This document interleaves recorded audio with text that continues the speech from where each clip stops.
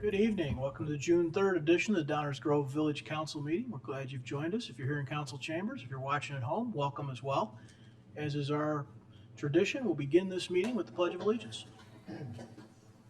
I pledge allegiance to the flag of the United States of America and to the republic for which it stands, one nation, under God, indivisible, with liberty and justice for all.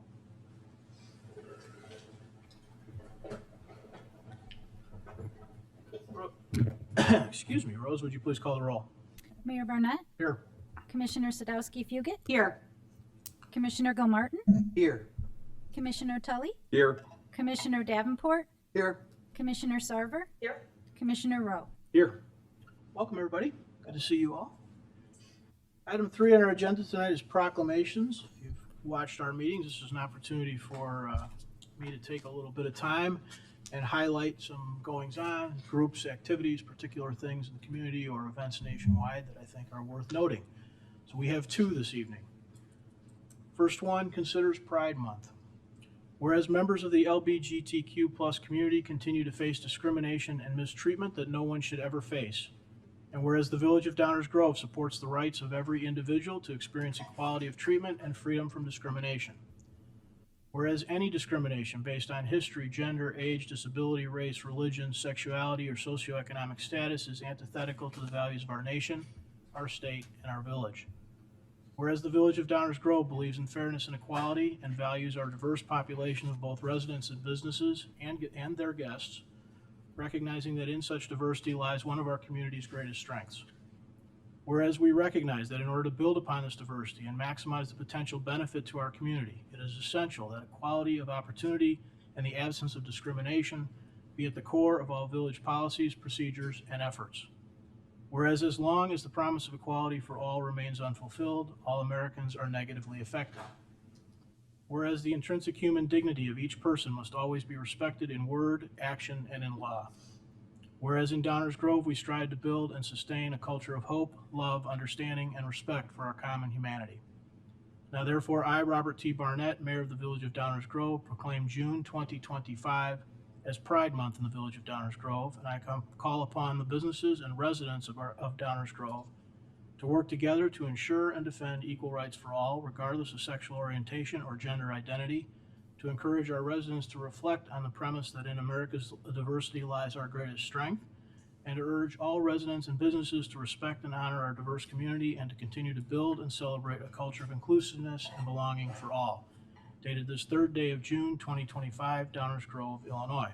I think we've got some members of EQDG here to accept this proclamation.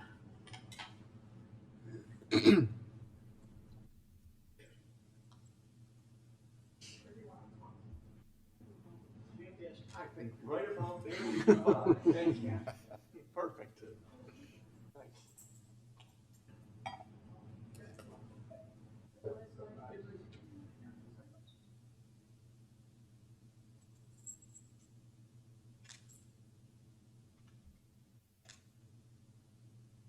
Thank you.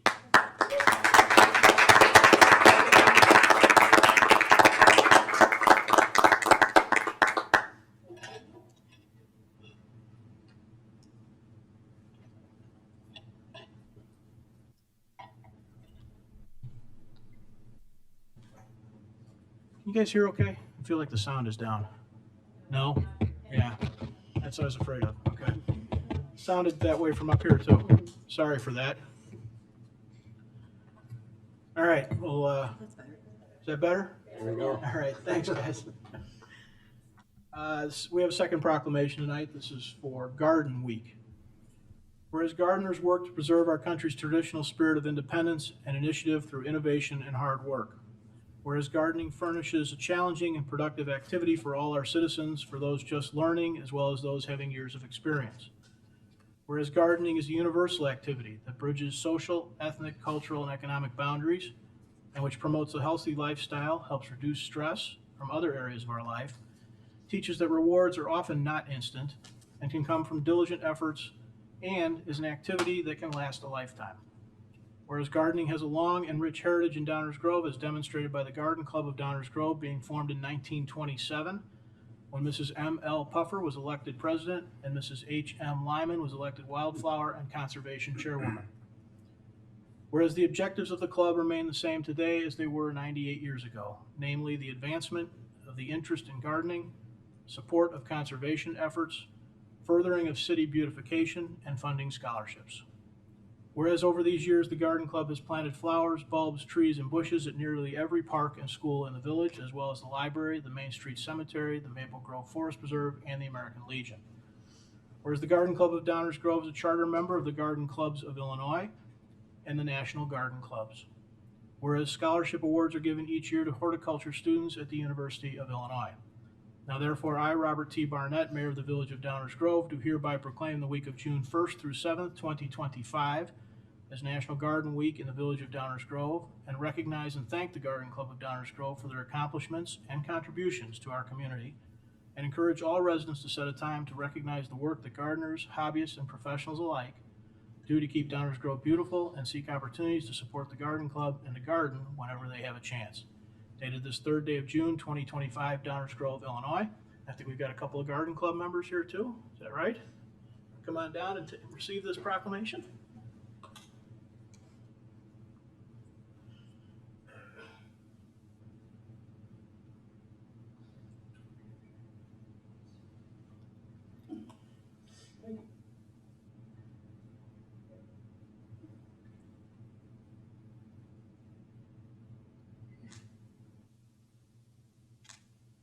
One more.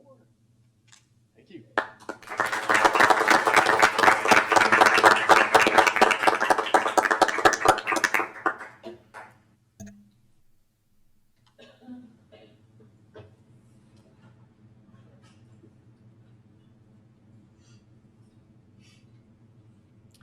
Thank you all for the indulgence and time. Item 4 on our agenda, minutes of previous council meetings. Is there a motion? Mayor Barnett, I move to approve the minutes from the Village Council meeting dated May 20th, 2025 as presented. Second. Any council comments or questions? All those in favor say aye. Aye. Opposed? Passes unanimously. Thank you. Item 5 on our agenda is the public comments portion of the meeting. This is the portion of the meeting where we take public comment on items not on tonight's agenda. So if you're here to give some comments to the village council on items which will not appear on tonight's agenda, please come on down to the podium and let us know what's on your mind.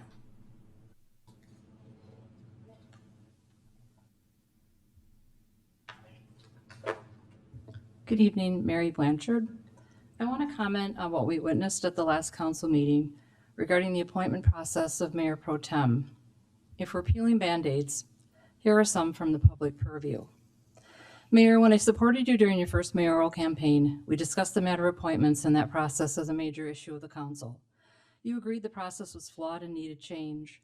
I went back and watched the October 3rd meeting of 2017 and want to point out the irony in what is a heated exchange between you and then Mayor Tully, where you gave extensive commentary about the flawed process, need for more transparency and communication, stating, "Process remains our problem with appointments and the process is flawed.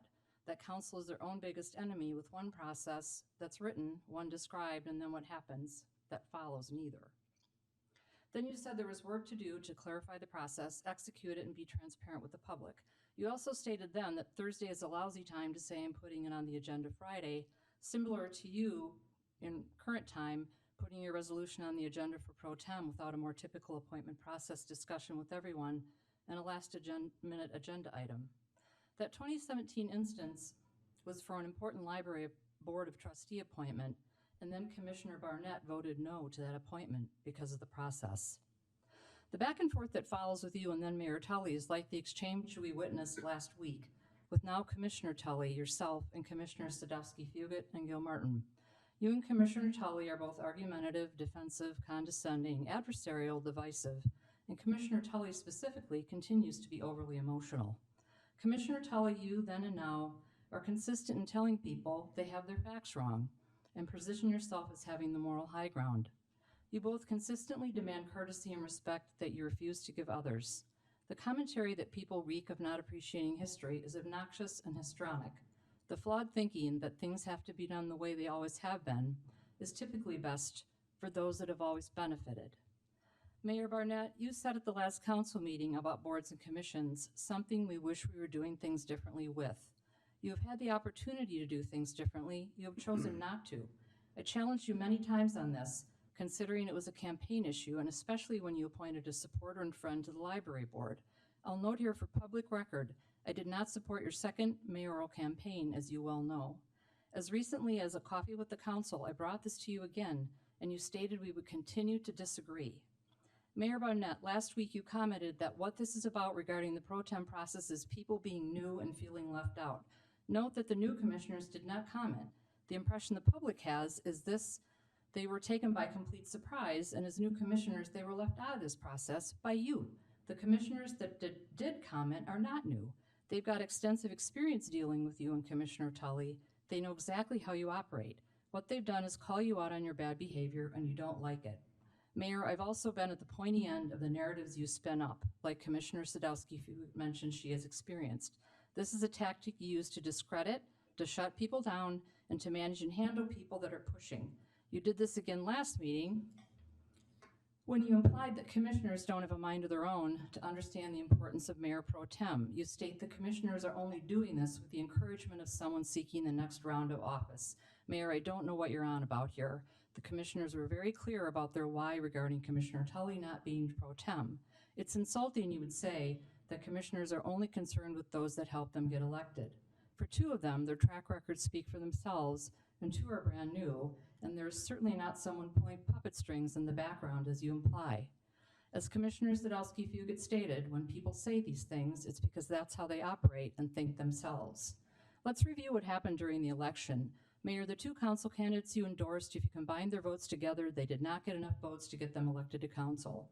Also important is that during that campaign, you took information from staff that had not been shared with council and used it in an endorsement email campaign, sharing information outside proper channels, breaking trust of staff, and the no surprises rule of council.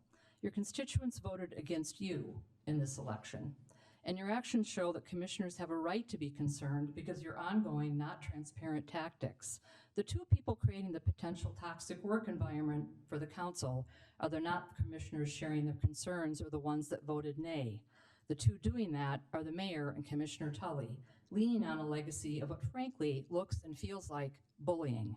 The public won't tolerate the implication that things in our village won't move forward because two of you refused to work with the others on council.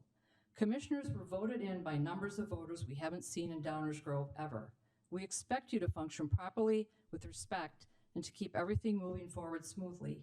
Mayor, we look forward to your next attempt at an appointment of Mayor Pro Tem. As you noted last week, this redundancy in leadership is vital to our village and running our government consistently and smoothly.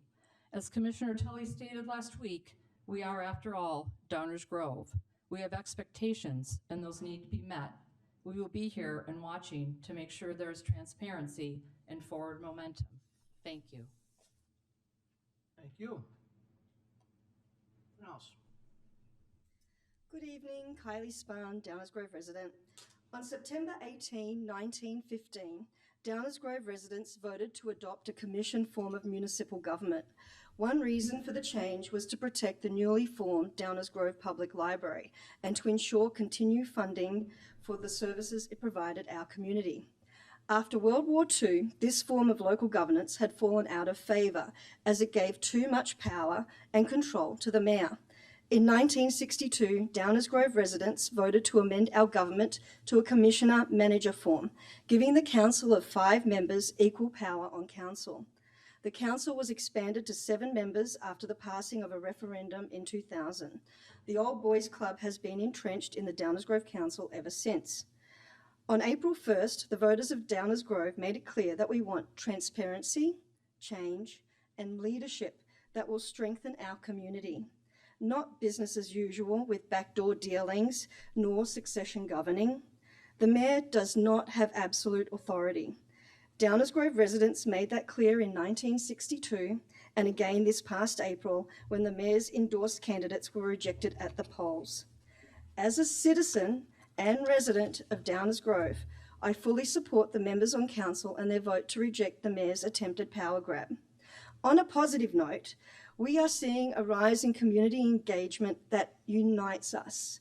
rather than dividing us. Residents are writing letters and collecting petition signatures to protect the Prince Pond neighbourhood. More and more residents are attending meetings. Some are speaking publicly. People are watching the meetings via YouTube. At the last council meeting, a group of Hillcrest residents came to voice their concerns on the proposed shared bike path.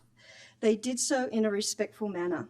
A few meetings ago, an elderly resident who had never been to a council meeting and was unsure of the process spoke about safety concerns for the neighbourhood children when a builder was not following village code for securing a construction site. At this moment in time, council has a great opportunity for community engagement. The guiding DG strategic plan is a vision for a safer, more inclusive, more diverse, more community-oriented Downers Grove. I am honestly excited about the proposals that I have been learning about. With that said, it is vitally important to be transparent in the process and to listen to the concerns and ideas of residents. Most residents do not understand how local government works. They do not understand that most decisions are made in committees long before they become resolutions. People want to be involved. It is an exciting time to live in Downers Grove. We really do love where we live.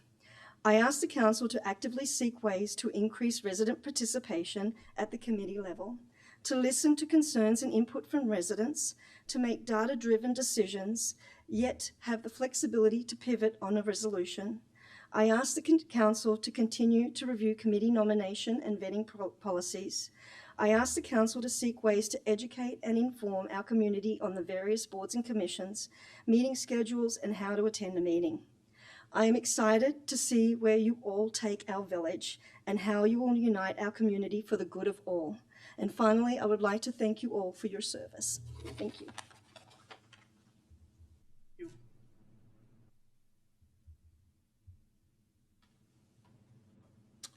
Good evening, Ed Pollack.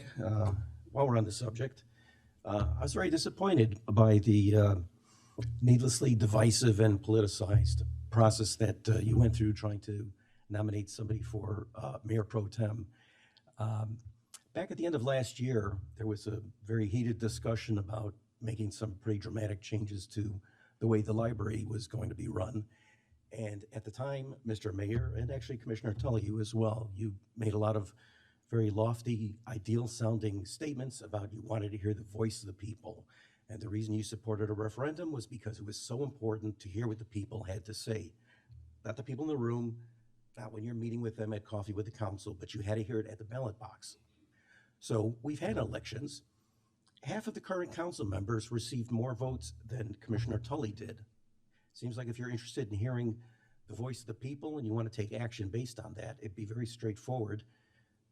Pick the commissioner who received the most votes. Seems like it's very non-controversial. You had said that you think all of the members of the council are qualified. Pick the one that the people chose. Thank you. Thank you. Others?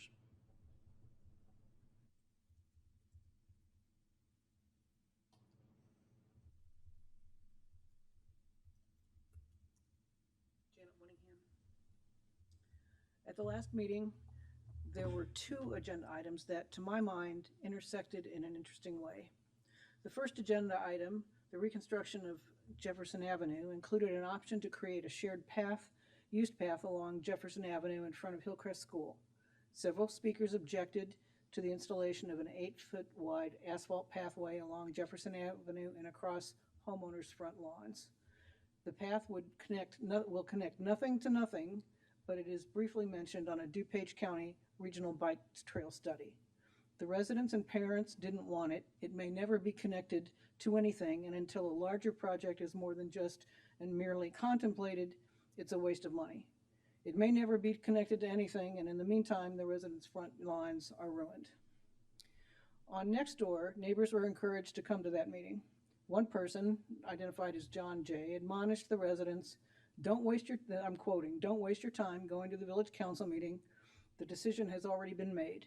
The VC just hasn't informed the residents. It doesn't matter if you are for or against, they already know what they're going to do."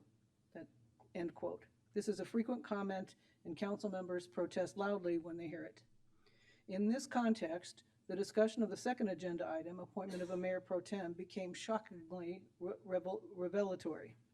I have never heard a more full-throated admission that the members and staff conduct structured communications by holding serial conversations outside the public eye to develop an understanding of how individual members might vote on a topic, to come to some compromise if there is disagreement, and establish a consensus before the meeting, so there will be, quote, no surprises, close quote. I think this process must be designed to skirt the Open Meetings Act. With all the legal talent available to the council, I expect that the process is considered to be on the right side of the line of the law. But the spirit of the Open Meetings Act requires that the deliberation of public business belongs in the public eye. The council admits that discussions, compromises, and indications of votes collected in advance of public meetings are the norm.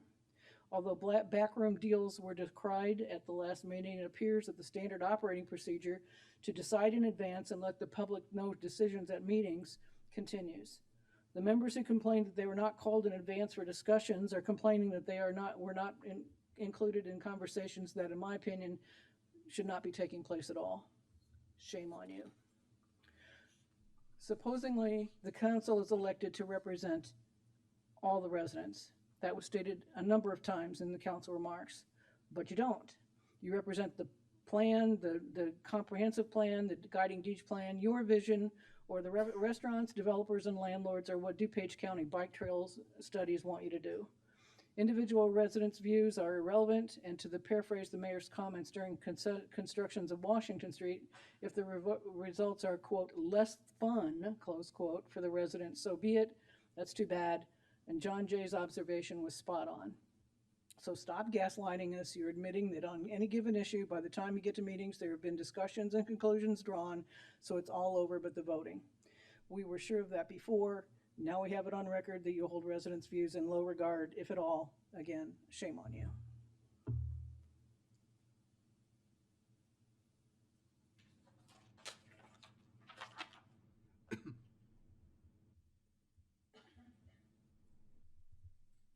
Clarenda Greco, commercial business owner. There's a few points that I want to make here. The shared use path. Where I live, I remodeled my home, and the neighbor down the street knocked down their home. We don't have sidewalks. They had to put sidewalks in. That it was in 2009. No additional houses have been knocked down and no new sidewalks have been done. This is 2025. I personally believe, I don't know, that you're devaluing these people's homes. It's not my fight. I come here to fight about the parking. But you heard from all those residents that live there. Then you say you don't care that there's only 4 trees that are come down. One is a native. Right here we have that the Morton Arboretum has been working with the Downers Grove Forestry to put non-native trees in, to work with Downers Grove, to get non-native trees in our area. It's a very short span to lose 4 trees. That's a very short span. Older trees, I know from personal experience, because I have 2 sump pumps in my home and 2 backup sump pumps. And before my neighbor cut down 10 of their trees, I had 1 sump pump with spider webs. 1. So older trees drink up so much more water than younger trees.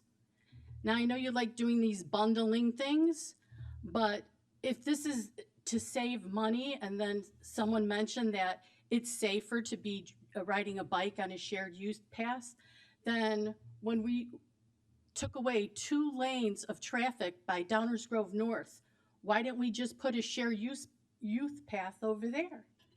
If we would have put a path over there, we wouldn't have all these people on next door and everywhere complaining about how scared they are to go down that street with the kids on the bikes over there. You know, that was the perfect opportunity, but that wasn't a very long build that you did over there with the bicycles either.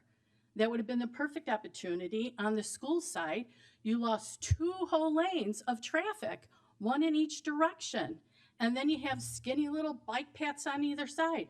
Now, if you want to say, well, we've got money for this and that and we bundled it and all that, I think people would have liked their children a little bit safer if you're saying these shared youth paths are safer. Then I want to skip over to these ADUs. There are some people that want an ADU that have $1 million homes that are going to build very nice ADUs. And then there are some people that are not. They're going to buy a container home and put it back. They're going to buy one of those little cottages. Their property taxes are going to go up. Their in-laws are going to die. Their kid's going to move out into a house. And then they're going to say, oh my God, I just spent X amount of money and my property taxes are high. Now you've got to let me rent this. I don't have, my in-laws aren't living here anymore. My business closed down or whatever they were doing with these ADUs. And what happens to the person, like my family member, who has a very expensive home but have a lot of people that don't? Are they going to be putting all containers in their backyards? There is no way you're going to be able to police. When it was first brought up, it was brought up for something to try out at Fairview, not all over Downers Grove. And there's no way you're going to be able to police when their kid moves out and then they're renting to someone else, their mother's brother's sister's mother, you know? And then they're going to be saying, well, you're taking money away. Why are you charging me that if I can't be renting this out now? So I think it should be, as you said, you can come and you can ask to get a variance or change whatever to have that put into your area, but to do a blanket statement that everyone in Downers Grove is able to do it as long as their square footage is you know, not overbuilt. And then the last part, I was not here. I did watch it. I watched the end of it twice. 3 people spoke up and said that they have meetings or discussions that are not in front of us. When I was watching it and I saw the 2 newcomers not say anything, I thought they were not going to vote. They didn't seem to ask Mr. Tully anything about, you know, if he was going to be able to do this position. They seemed to have their mind already made up, but I thought they were just going to not vote on it. That's your fight. You guys figure out how you want to do that. But I'm just saying 3 people said it on record that that's what happens. I said, and then when the 2 newcomers didn't ask any questions, that definitely let everyone know that things are talked about outside the meetings. I guess that has to be done in some aspect, but I don't know. My last point is Emmett's closed down. The realtor listed the property, and the realtor that listed it just happened to mention that they have 21 private parking spots and they have 76 public parking spots across the street from them. That's only after 6 o'clock in the Dooley area. But just so you know, even the restaurants want to make sure they have a lot of parking. And that, you know, has always been my issue. So please change your mind and taking away our parking. Thank you. Thank you. Others?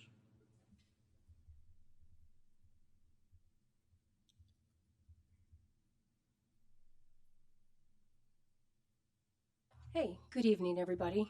Selma Moberg, resident of Downers Grove for 30-some years. Usually I'm here to talk about 902 Maple, but not tonight so much. I'm here to talk about the 520 meeting and what a disgrace that was.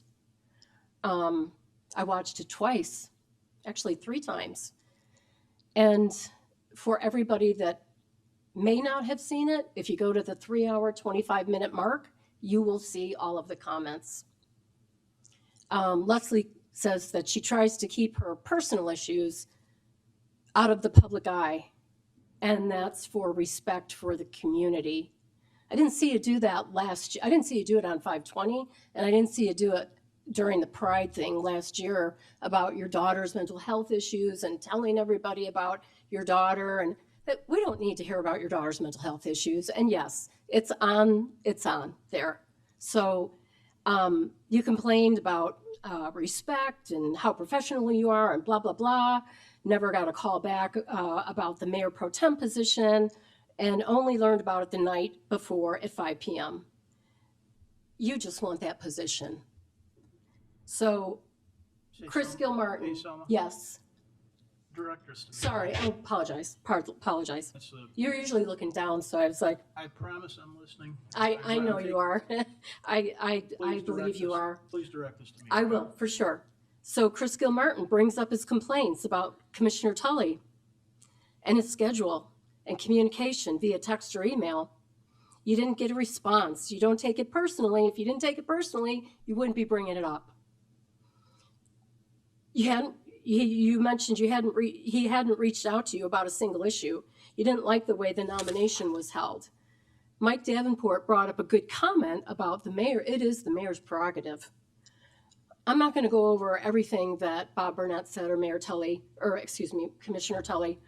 But Leslie and Chris, you embarrass not only yourselves, but you embarrass the village council with your whiny bitching. And Leslie, you made these comments because no doubt, and many people have said it, you want the mayor's position in 2 years. And I got to hand it to Bob Barnett and Commissioner Tully. You really handled that quite well. And your comments at the end, Mayor Barnett, you nailed it about the feeling left out. And, yeah, I could see that. I could definitely see that. And, the village council is now called the drama-filled season of DGVC because of all of this that happened on 5/20. I have no doubt that Commissioner Tully is far more experienced and qualified for the pro tem position. So if you were to think about getting it, I would never support you. And I would never support you for attempting to become the mayor in 2 years. Thank you. Anyone else?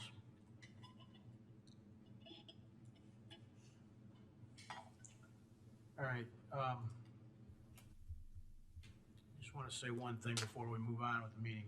That I kind of doubt that anybody up here felt real good about that meeting that we're referring to. And hopefully we won't have others like that. But you got 7 humans sitting up here who sometimes on some issues do struggle, and that was one. But with all due respect, if you look back over the tenure of all the people sitting up here, there's just a lot of good work being done on behalf of the residents of the village of Downers Grove day in and day out. And maybe there's a subject that you wish was handled differently, or maybe there's a process that you wish went a little differently. I think that's probably true of everybody sitting up here. But before we talk about drama on the village council or a dysfunctional group or backroom deals, let's maybe take a few steps back and look at a longer period of time and the work that everybody I'm sitting up here with has been doing. I think obviously that wasn't something I was happy about. Pretty clear, it should be pretty clear, right? But this group and the one before it and the one before that have done really good work for the village of Downers Grove. And I'm sure this group is going to continue to do good work for the village of Downers Grove. And we still might not see things the same on parking or sidewalks or stormwater or whatever the next subject is. Just maybe back up a few steps and breathe. All right, let's move on with the consent agenda. Is there a motion concerning the consent agenda? Mayor Barnett, I move to approve the consent agenda as presented. Second. All those in favor say aye. Aye. Opposed? That passes unanimously. Item 7 is our active agenda. This is the portion of the meeting where we take up items on which we plan to take action this evening. We may or may not do just that, but these are items which we have discussed at least one time before, sometimes multiple times before. The first item on the active agenda is there a motion concerning a paving contract?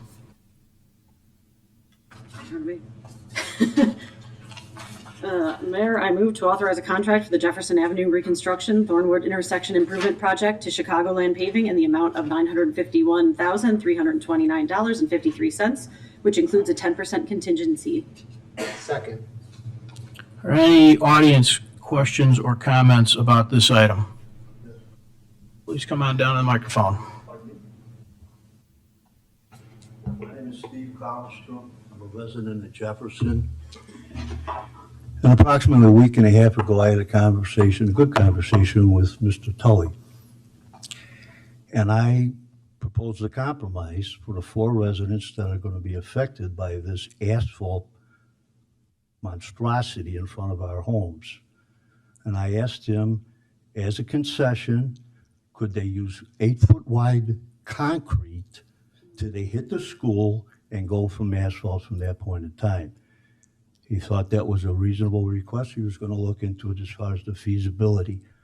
My question is, has anything been thought about that factor? Stay tuned. Stay tuned. Yes, the answer is yes. Okay, that was my comment. Thank you. Other audience comments on this item? Hi,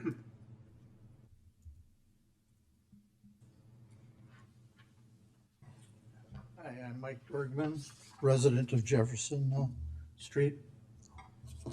I have a couple comments.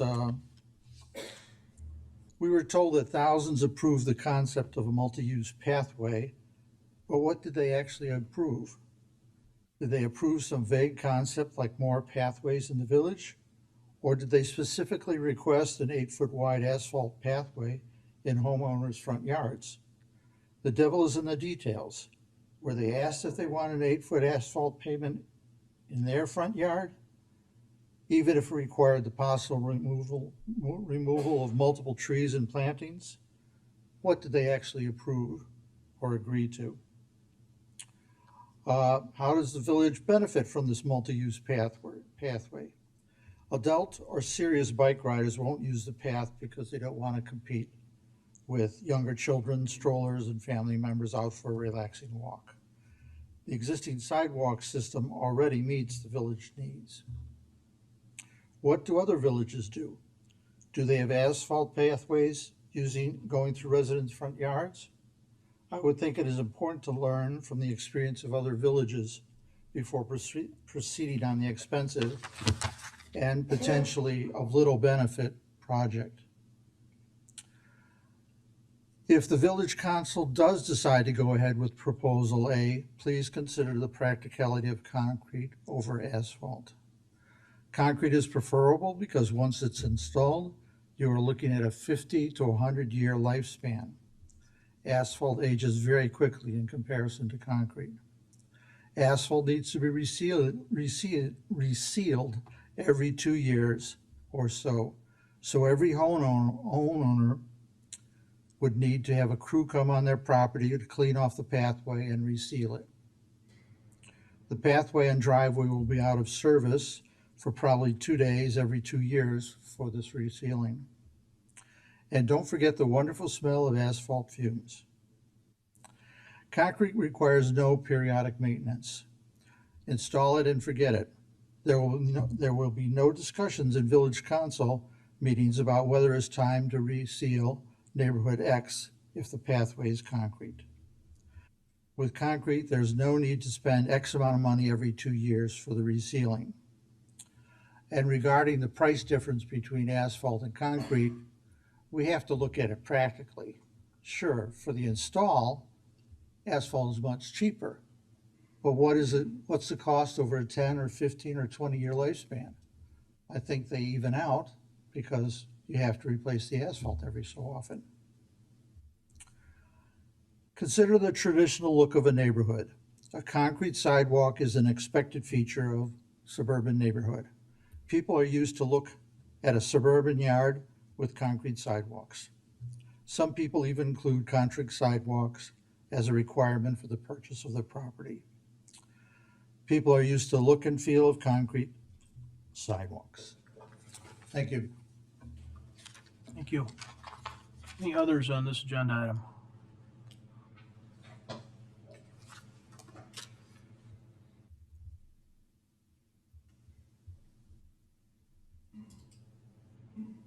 This isn't my fight, but I feel kind of cheated because I made a great effort to limit my earlier remarks to just 5 minutes, and so I thought I'd have more to say. I support the residents who don't want asphalt across their front yards. I don't suspect any of you would want an 8-foot asphalt strip across your front yard.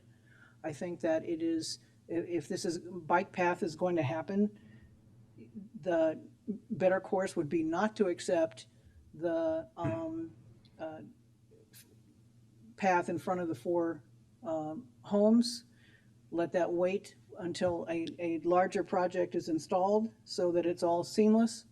And in the meantime, the property owners can enjoy their front lawns. And and the differential in cost by deferring this short segment can't be that great if prices go up. Who knows? Maybe sometimes they go down. So I would suggest and recommend that you honor the residents' wishes and defer the stretch in front of the 4 homeowners. Thank you.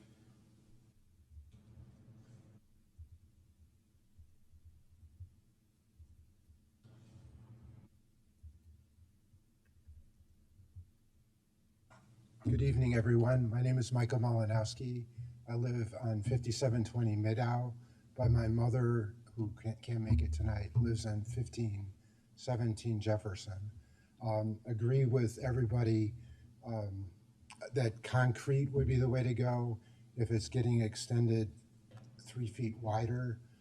So I don't want to reiterate all the good comments that were made. The only other thing I would want to add is this could be a fight for the next time a path is being put somewhere. And I know it's only 4 residents, their property values are getting affected by this, but like, I would hate to see, because it's only 4, we get asphalt, but then the next people have more clout and they could fight it and they either don't get it or they get concrete. Thank you. Thank you. Any others? Okay. Council comments or questions? Martin, go ahead. Sure. Thank you, Mayor. I didn't make the motion on purpose because I plan to seek an amendment of what is before us. It probably comes as no surprise. I do favor the concrete over the asphalt. So my view is I do appreciate that there is an impact on the neighborhood. I also appreciate that this is consistent with our active transportation plan. And this is a classic balancing the big circle and the small circle. The big circle is the community, the small circle is the neighborhood. And to the extent that we can try to balance the interests of those 2 things, I always think that we should. So I'm in favor of proceeding with this because it is consistent with our active transportation plan that we did spend a great deal of time on, a great deal of community involvement, but with 2 conditions. And actually a third, but that can't be part of the motion, so you'll see in a moment. First condition is that, and I'll make a motion in a second, that we replace the asphalt with a concrete 8-foot segment in terms of the material from which it's constructed from. Yes, there's an additional cost, but I think it's a small price to pay to minimize the burden upon the neighborhood a little bit. I do want to make sure that folks know that if that were to happen, there probably would be a little bit longer time in terms of the installation, maybe some additional disruption of the neighborhood. But we have heard, or at least we've heard, that the neighborhood that is most immediately affected by this path would prefer concrete, and I think that's something that we can and should do. The other condition, I'm not sure this is a condition, so I'll get a wink or a nod in a moment here, but I do appreciate that District 58 has agreed to place temporary signs at either end, and I don't know if we need to add that as part of the motion. We do not need to add that as part of the motion, but I certainly would support that. And the third thing cannot be part of the motion, but I would like the commitment from this council. One of the things that has come up repeatedly from the neighborhood is the concern about motorized bikes, e-bikes, and other vehicles which are not bicycles or skateboards or things of that nature. This is not new. It's not unique to this neighborhood. We've received a lot of inquiries from around the community about regulating these devices because there's a whole host of issues I won't go into right now. I know that we do as a council plan to address those issues, but in terms of timing, I would ask that as part of the support for this as amended, or hopefully as amended, that this council commit to a timetable for investigating additional or different regulations of those types of devices contemporaneous with the conclusion of this work, so that ideally there would be new regulations governing these transportation devices on paths like this around the time that it became operational. I don't think anybody will have a problem with that, because we're going to do it anyway. The only request is that we do it so that we can deliver those regulations after input and deliberation contemporaneous with the conclusion of this work. So those are the three, if you will, conditions that I have, and I suppose that the concrete piece actually requires a motion to amend. So I will make a motion to amend the matter that is on the table to change the material being used for the shared use path from asphalt, instead changing it to concrete. We already have that as part of a bid in our materials, so we know what the price is, and I will leave it at that. I second that. Additional comments on On the amendment on the amended motion? Okay, Rose, we want to call a roll for the amendment? Commissioner Tully, Aye. Commissioner Davenport, Aye. Commissioner Rowe, Aye. Commissioner Sarver, Aye. Commissioner Gilmartin, Aye. Commissioner Sadowski Fugit, Aye. Mayor Barnett. Aye. Okay, we now have an amended motion in front of us, which is as presented, but with concrete. Mike? I very much appreciate you bringing these things up, Commissioner. I was the person who asked about, could we look at concrete with this? So, and Mr. Malinowski made a great point that had occurred to me too this afternoon, actually, is that what we do here is precedent setting, right? And so thinking about other neighborhoods in town where this might occur, I think concrete's probably more acceptable. Also, one of the reasons for not using concrete in some of the information we got was that, you know, bicycles tend not to prefer all the control joints, right? It's not as smooth, and I kind of like that here. Because don't want people riding super fast up and down. And so to me, it makes it a little less attractive for that. 8-foot path makes some sense. We did get an email from a resident asking us to think about a 10-foot path instead. So I'd be interested in maybe some staff commentary on that. Sorry, we're having a little sidebar. It's following up on the motion as amended. If that motion as amended passes, the dollar amount that Commissioner Sadowski Fugit read in the main motion needs to be updated. We would, if this amended motion passes, go back to the contractor, get a price reflective of the motion as amended, and then proceed accordingly. But we just wanted to point out that while we have a good basis for the information we provided in the staff report on a unit price, that is not part of the original bid, so we'll have to go update that. So apologize, Commissioner, we were doing that little sidebar to make sure we had that correct going forward. So I was asking about a 10-foot path versus an 8-foot path, and why we wouldn't possibly consider that. Is there anything that you're aware of? Concerns about the width of the right-of-way for sure on the western portion, and impact on the school property for which we are asking an easement. Right, so we would potentially need even a greater easement. Correct. Which may not be as practical. So also, you know, some comments got made about putting this in is a waste of money, is what we heard. In fact, this is going to be replacing a concrete sidewalk that's already there, and there certainly would have been a cost to do that at some point down the road. So in that respect, I don't see this as, you know, so much of an additional expense even, because that existing sidewalk is concrete. So we're just putting something back that's a few feet wider. It's definitely more expensive than if we were replacing the 5-foot walk, but the difference in cost is marginal, and there are life cycle advantages to using concrete over asphalt, which were properly stated in my opinion. Yeah, I think that's That's it for me. I appreciate the comments. I would have made them myself if you hadn't beat me to the punch, Commissioner. So thank you. Tammy? Since this is gonna be a wider, piece of material and it's gonna be public use, will snow removal then be taken care of by the village?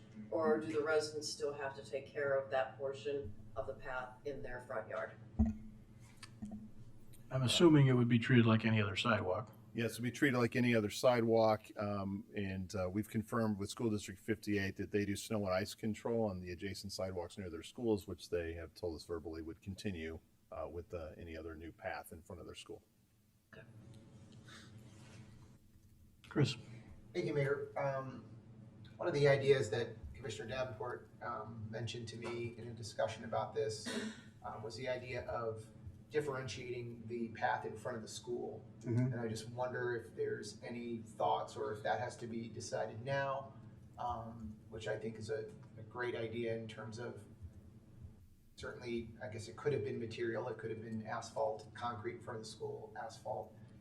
It sounds like there's a move towards all concrete, which I support as well. But there's a lot of different ways to put concrete down, and I wonder if, kind of piggybacking on the conversation that Mike and I had, just in terms of, is there a way we could delineate in front of that school that kind of gives cyclists vision that, you know, wow, this is a different zone, and maybe that would help with some speed control or more awareness.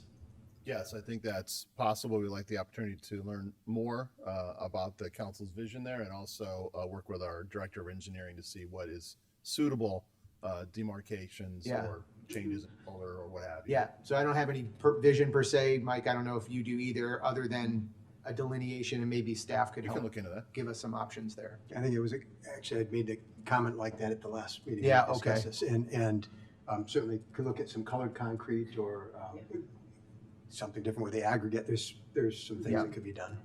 Paint. Yes, we can look into that. Others? Okay, I largely agree with my colleagues here and appreciate their time. It's just sort of a logistically relative to the motion, it sounds like there's a couple of open ends. Yeah. So what would be the most effective at continuing sort of the construction cycle process? It sounds like there's a concrete portion that needs to get added to the actual bids, and then there may be this differentiation question that might affect bids as well. So this is kind of a accept the bid thing tonight. Do we want to continue that? I think the motion as amended will give staff enough to go back to the contractor to approve the contract with that, if the council's okay with that. I am. I think we're clear on stuff, but I just Go want ahead, to make Chris. sure I'm clear, there were numbers for concrete in the staff report. Yes. But that Yes. was their, That was our math based on some Oh. unit pricing. Our math, not an actual bid. theirs. We're Right. confident that the resulting number will be close to that, but we cannot say it will be exactly that. But I would agree with our village attorney that we would have enough direction from council as through the amended motion. okay. Okay. All right. Any other questions or comments from council? All right, Rose, you want to call the roll? Commissioner Sadowski Fugit, Aye. Commissioner Gilmartin, Aye. Commissioner Rowe, Aye. Commissioner Sarver, Aye. Commissioner Davenport, Aye. Commissioner Tully, Aye. Mayor Barnett. Aye. That motion passes unanimously. Before we want to move on, I did forget to say something. I just want to say thank you to District 58 Oh, yes. Yes. for their collaboration through this whole thing, both in its conception and then also in some of the operational questions. If you're watching, thank you. All right, is there a motion concerning a extension of special use? Mayor Barnett, I move to adopt an ordinance authorizing an extension of special use ordinance number 6050, 902 Maple Avenue, to permit construction of a 3-story multifamily building to November 21st, 2025. Second. Do we have any audience comments on this item? Council comments? Rosa, please call the roll. Commissioner Tully, Aye. Commissioner Sadowski Fugit, Aye. Commissioner Rowe, Aye. Commissioner Sarver, Aye. Commissioner Davenport, Aye. Commissioner Gilmartin, Aye. Mayor Barnett. Aye, that motion passes unanimously. Is there a motion concerning the solid waste collection RFP? Yes, Mayor Barnett, I move to direct staff to release a request for proposals for solid waste collection and disposal services as presented. Second. Do you have any audience comments on this item?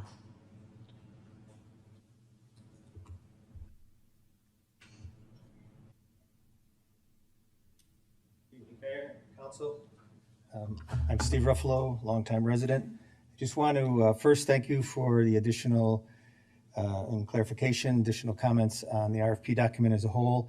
I would like to still encourage you to not seriously consider an amnesty day and rather encourage waste reduction through proper decision-making. Also like to comment that the free leaf pickup, as I mentioned before, is not really free. It just spreads the cost out over the entire contract to those who are composting and are finding other ways to deal with their leaves. I don't think it's appropriate to allow some to throw it away at the cost of others.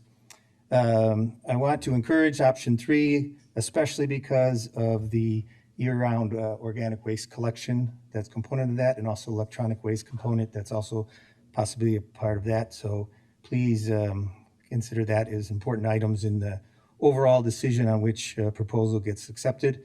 Additionally, if there's household hazardous waste collection, that would be part of option 3, that would be fantastic. Over all of these options, though, education is paramount and key. So hopefully the educational component of how the system will work and encouragement of others to recycle would be very important. I hope that you've had an opportunity to review what some of our neighboring communities have done, Wheaton specifically with their pay-as-you-throw program, where you really only are paying for what's being disposed. And I see some head shakes, so I'm encouraged that that is being looked at. I also wonder if we could do some work to encourage waste reduction rather than what I view as encouraging waste. If I look at the pricing structure as we currently sit for a 35-gallon toter versus a 95-gallon toter, there's a $10 difference. And I know there's a base service cost involved there, but just a $10 difference for 60 gallons more to be able to throw it away doesn't seem to encourage waste reduction in my mind. So I just encourage you to look at all options so that we can look for the stated goal, meeting the stated goal of reducing our overall waste. So thank you for your time. Thank you. Any others from the audience on this item? Council comments or questions? Martin? Thank you, Mayor. Glad to see this happening. I think it's a good time for it and appreciate all the input that we've received from the community, from Environmental Concerns Commission and the Village Council, as well as staff. Thank you for always doing great work on it. Just a clarification is that this is not a contract. This is a request for proposals. So we're asking for a lot of input from different companies to sort of put together a package for us. Then we get to consider those RFPs and figure out what we like and what we don't like. And we can always then engage in negotiations and exchange things. So there's a lot of things that, while we put them out there so there's no surprises to the vendor in terms of what we expect we'll probably want in a contract. We're not negotiating a contract yet. What we're asking for is some responses to what we're outlining as this is what the community is interested in. These are the features and services we would like. Here are our expectations. I would hope that our new environmental sustainability plan would be centered, would be featured front and center in that, and that anybody responding to the RFP would pay close attention to it, as well as the comments that this council has made in terms of if they are able to offer innovative ideas and innovative services, that we at least have the opportunity to consider those, evaluate those. We can always decide whether we want to do them or not, decide whether or not the juice is worth the squeeze. But we're going to have a lot to mull over, hopefully, because it's a very well put together RFP with lots of information. And hopefully we will get some very competitive and yet creative responses to this RFP, which will allow us to sit down and negotiate a very beneficial contract for the community. Thank you, Mayor. Thank you. Anyone else? Mike? Yeah, I just wanted to highlight that Environmental Concerns Commission is, we're going to be seeking their input in this as well, which I think is a great thing. And as well, we have option A, option B, and option C. I'm fully expecting that what we're going to be approving one day is gonna be option D, E, F, G, H, I don't know what it is, right? So this was just sort of the, hey, we need to get something out there and request some information, and we'll get that information, and then we'll put together a package that we all agree best responds to our planning, so, and our residents' needs. Thank you, Mayor. Thank you. Anyone else? Chris? Yeah, I just want to thank staff for the inclusion of all these updates. There was a lot thrown at you last week, and I feel like it nailed everything we were looking for, and just really excited to get these proposals back and start making some decisions and some improvements for the village. So thank you for that work. Thank you, Mayor. Anyone else? Just to add some context, March 31, 2026 is when the current contract ends. So what you're seeing is council trying to take some action now to put us in a position to make a good decision then in March. So the things you've just heard, whether it's ECC input, this council's deliberations, or additional input from the public, once we actually have something to look at, that will be part of stuff we're trying to set up for that. Okay. All right, so Rosa, please call the roll on that one. Commissioner Tully, Aye. Commissioner Sadowski-Fugit, Aye. Commissioner Rowe, Aye. Commissioner Sarver, Aye. Commissioner Davenport, Aye. Commissioner Gilmartin, Aye. Mayor Barnett. Aye, that too passes unanimously. Thank you all. Item 8 on our agenda is our first reading. This is the portion of the meeting where we take up items which we do not plan to take action on tonight. These are items we may have discussed once before or multiple times before or for the first time tonight. But again, these are items on which we do not plan to take formal action this evening. Dave? Thank you, Mayor. There are 6 items on tonight's first reading agenda, really 4 topics for discussion. The first item is a resolution accepting the annual comprehensive financial report for 2024. This is more commonly referred to as our financial audit. It is my pleasure to introduce Jamie Wilkie, a partner at Lauterbach and Amon, to present this year's audit. Thank you. Good evening. Thank you for having me. As indicated, I'm here this evening to present the results of the village's December 31st, 2024 annual audit. Certainly want to start by thanking the village team. I know we have a couple of folks in the audience, so Robin and Joe. I also want to mention Diva in the department, as she is critical to the audit process each year. We do audit well over 100 other municipalities, so several of your neighbors. I can tell you that it is pretty rare to come into an audit as clean as the village of Downers Grove. We typically do expect to come in and have adjusting journal entries, especially year-end transactions. We have some very complicated standards that we're operating under these days. So to come in and have the village staff completely prepared and all of those adjustments properly recorded does not happen very often. So I definitely want to take a couple minutes to say thanks to the team. So thank you. I know I've added over 200 pages to your packet tonight, so I apologize in advance. I promise we will not go through all 200 pages, but if you do have the PDF attachment, I will provide a few page number references this evening for some key sections for commissioners that may be of interest. We'll start kind of with overall the reason behind the audit. So current Illinois state statute does require that the village engage an independent audit firm each year. Those requirements specify that within 6 months of the close of the fiscal year, we have to have the audit complete. And then there's all kinds of filings that happen between us and the village staff as well. So tonight I'll provide some of those high-level results as well as some of those key sections. So we'll start on PDF page 21 of the annual audit. This page is the Certificate of Achievement for Excellence in Financial Reporting. As you take a look at this award, you'll see that it's actually for last year's audited financial statements.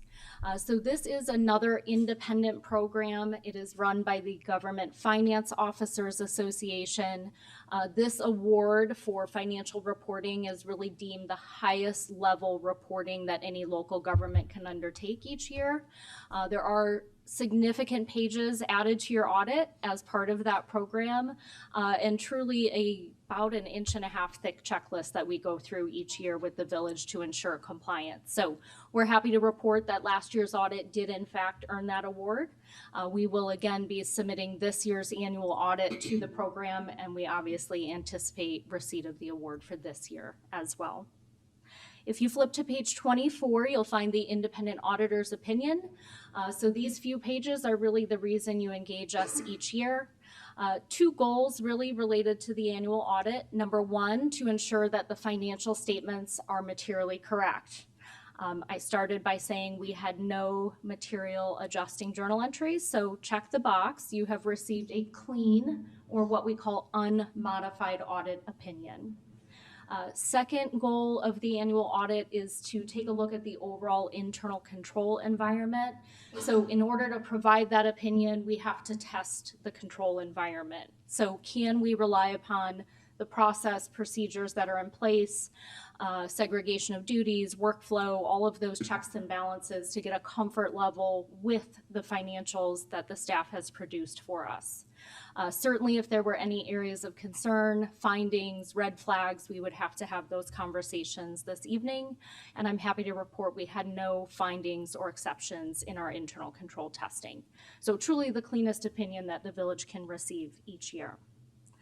Flipping then to pages 28 through 37 of the PDF, we have a section provided called Management's Discussion and Analysis, or MD&A. You have 204 pages in this document. I feel bad every time I have to get up and give this presentation because it is near impossible unless you do this every day to even comprehend what's in that document at this point. So these 10 pages are really the executive summary to the audit. It is a great place from either the public perspective or commissioners, board members, to really get an idea of the high-level results for the year. We focus on major transactions and kind of classes of transactions, so things like capital asset investment, long-term debt activity, and we provide comparable results to last year. So it's a real quick 10 pages. You really kind of get the nitty-gritty of what those results were. As you review that section, you're going to see kind of 2 big trends. Capital asset investment, we're standing in it, so the fiscal year encompassed really of the bulk of this building, so new assets to the tune of about 25 million. And then the other positive, which is driving up the village's equity, is an overall reduction in long-term bonded debt and loans to the tune of about 4 million. So anytime we have assets growing and liabilities decreasing, we obviously see the value or the equity of the village increasing. And that's kind of a lot of the discussion you'll see in those 10 pages. Last section, we're going to go all the way to page 185. Unfortunately, most folks don't get this far in our document, so it's important to point it out. Page 185 starts what we call our statistical section. I always like to point this out to our boards and councils because there is a wealth of information if you make it all the way into the audit. All kinds of 10-year trend information is disclosed. This is part of that certificate award, really kind of transparency related items, financial results for the last 10 years. As you continue through those pages, you'll see 10 years of property tax history, long-term debt history, operating indicators, things like number of full-time employees.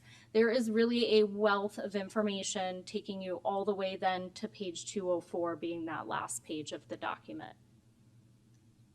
So I'm happy to stop here, open it up for any specific questions, but just wanted to reiterate the clean opinion. Outstanding effort by staff. I mean, truly, our staff fights to be on this engagement, I will tell you. So, yeah, it's always a good thing. Accountants fighting. Yes. It's only better when our actuaries are fighting. I see a reality show in your future. Thank you for that. Let's start with any council questions. Do we have any council questions or comments? No questions, Mayor, but I can't underscore enough how terrific it is to have a clean audit, or I'll now call it an unmodified audit. Yeah. Because, you know what, history is important. And back in the days, there were times when we used to get management letters, and they were substantive management letters that pointed out issues, not for a long time, just for the record. No one in this room, I think, was involved in those. but a long time ago in a galaxy far, far away, the audits weren't so clean. And there were management letters where the auditors would come in and say, yeah, you really need to fix this, improve that, so on and so forth. And we haven't had a management letter in memory. And it's because of the good work of our finance staff and the overall village to make sure it's, the kind of glowing comments that you get are always really appreciated. So thank you for sharing them, but also the award for excellence in financial reporting that our audits receive every year. How many years running is it now? Officially a lot. Well, I know there's a case back there that probably needs some more room in it to take all those reports. All I can say is thank you for sharing that with us. We do appreciate and understand what the impact is, and more importantly, thank you to our excellent staff for turning in such an outstanding result year after year. Thank you, Mayor. Thank you, Martin. Anyone else? Leslie, please. Just want to echo my thanks to Robin Leahy and her team, and then also to all of the rest of the staff who honestly probably document everything and make it easier for her team to be able to do her job throughout the year. So just a huge thank you to all of our staff who make this possible every year. We really appreciate the fact that we can stick to policy knowing that the village is in very good hands with all the staff. So that is all I have, and thank you. Thank you. Mike? You know, this is one of those things that you mentioned how little attention people don't read it all, and people sure care though when these things don't go well, right? This is one of those things that really can't be appreciated enough. This is what makes everything else possible. Our staff, Robin, fantastic job again, and just to hear, quote, cleanest opinion the village can receive. I mean, that's, it's hard to put in words how proud I am to be part of this, and I hope the rest of the village is as well. This village is really well run, really well run. So thank you to all. Thank you, Mike. Chris? Thank you, Mayor. Yeah, I don't want to repeat what's been said. Kudos to staff for all the hard work and appreciate sort of the third-party verification of things we likely already know. They do a fantastic job, but it's great to hear from a formal reporting and audit standpoint that that's true too. I think just to extend on Mike's point, the importance of this report for us as a deciding body cannot be understated. I was super pleased to see the deep level of detail that we see every year, but I think as we go into what I think is likely going to be an uncertain next couple of years financially, having these types of clean and detailed reports, I think is already going to provide us with an advantage to looking at these things. So I know in the next few weeks, we're already going to be talking long-range planning and budgeting and what's coming. And there's a lot, I think, in here that we can leverage and glean from, knowing that this information is handled in such a way that we can count on what it is. We may not like everything that's in it, but knowing the clear picture is only going to help us make better decisions. So we appreciate all the work in detail, and you pointing out the stats at the end was something that I actually had a lot of interest in. I got past There's 87. some intriguing Yeah. schedules there. Yeah. So what perfect timing for us. I know it's sort of required within the 6 months, but this council, I think, has a lot in front of it, and I think this is going to be extremely helpful in that. So thanks to all who are involved. Thank you, Mayor. Thank you. Anyone else? Any comments from the audience on this item?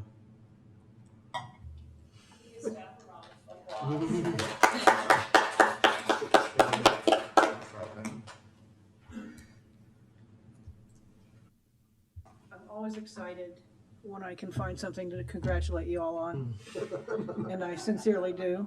I appreciate very much that the fiscal responsibility of this village on these matters, and so congratulations to all of you and to the staff.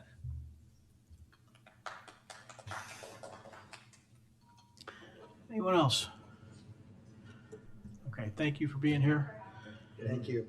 Thank you, team. Well done. Thank you so much.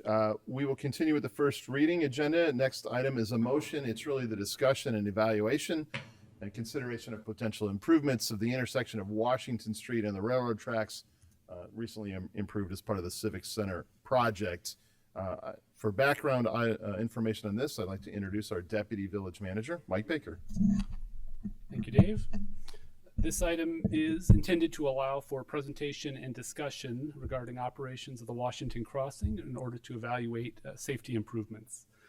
The crossing was reconfigured as part of the Civic Center project, including removal of the east leg of Burlington when the construction site fence was installed in mid-2022.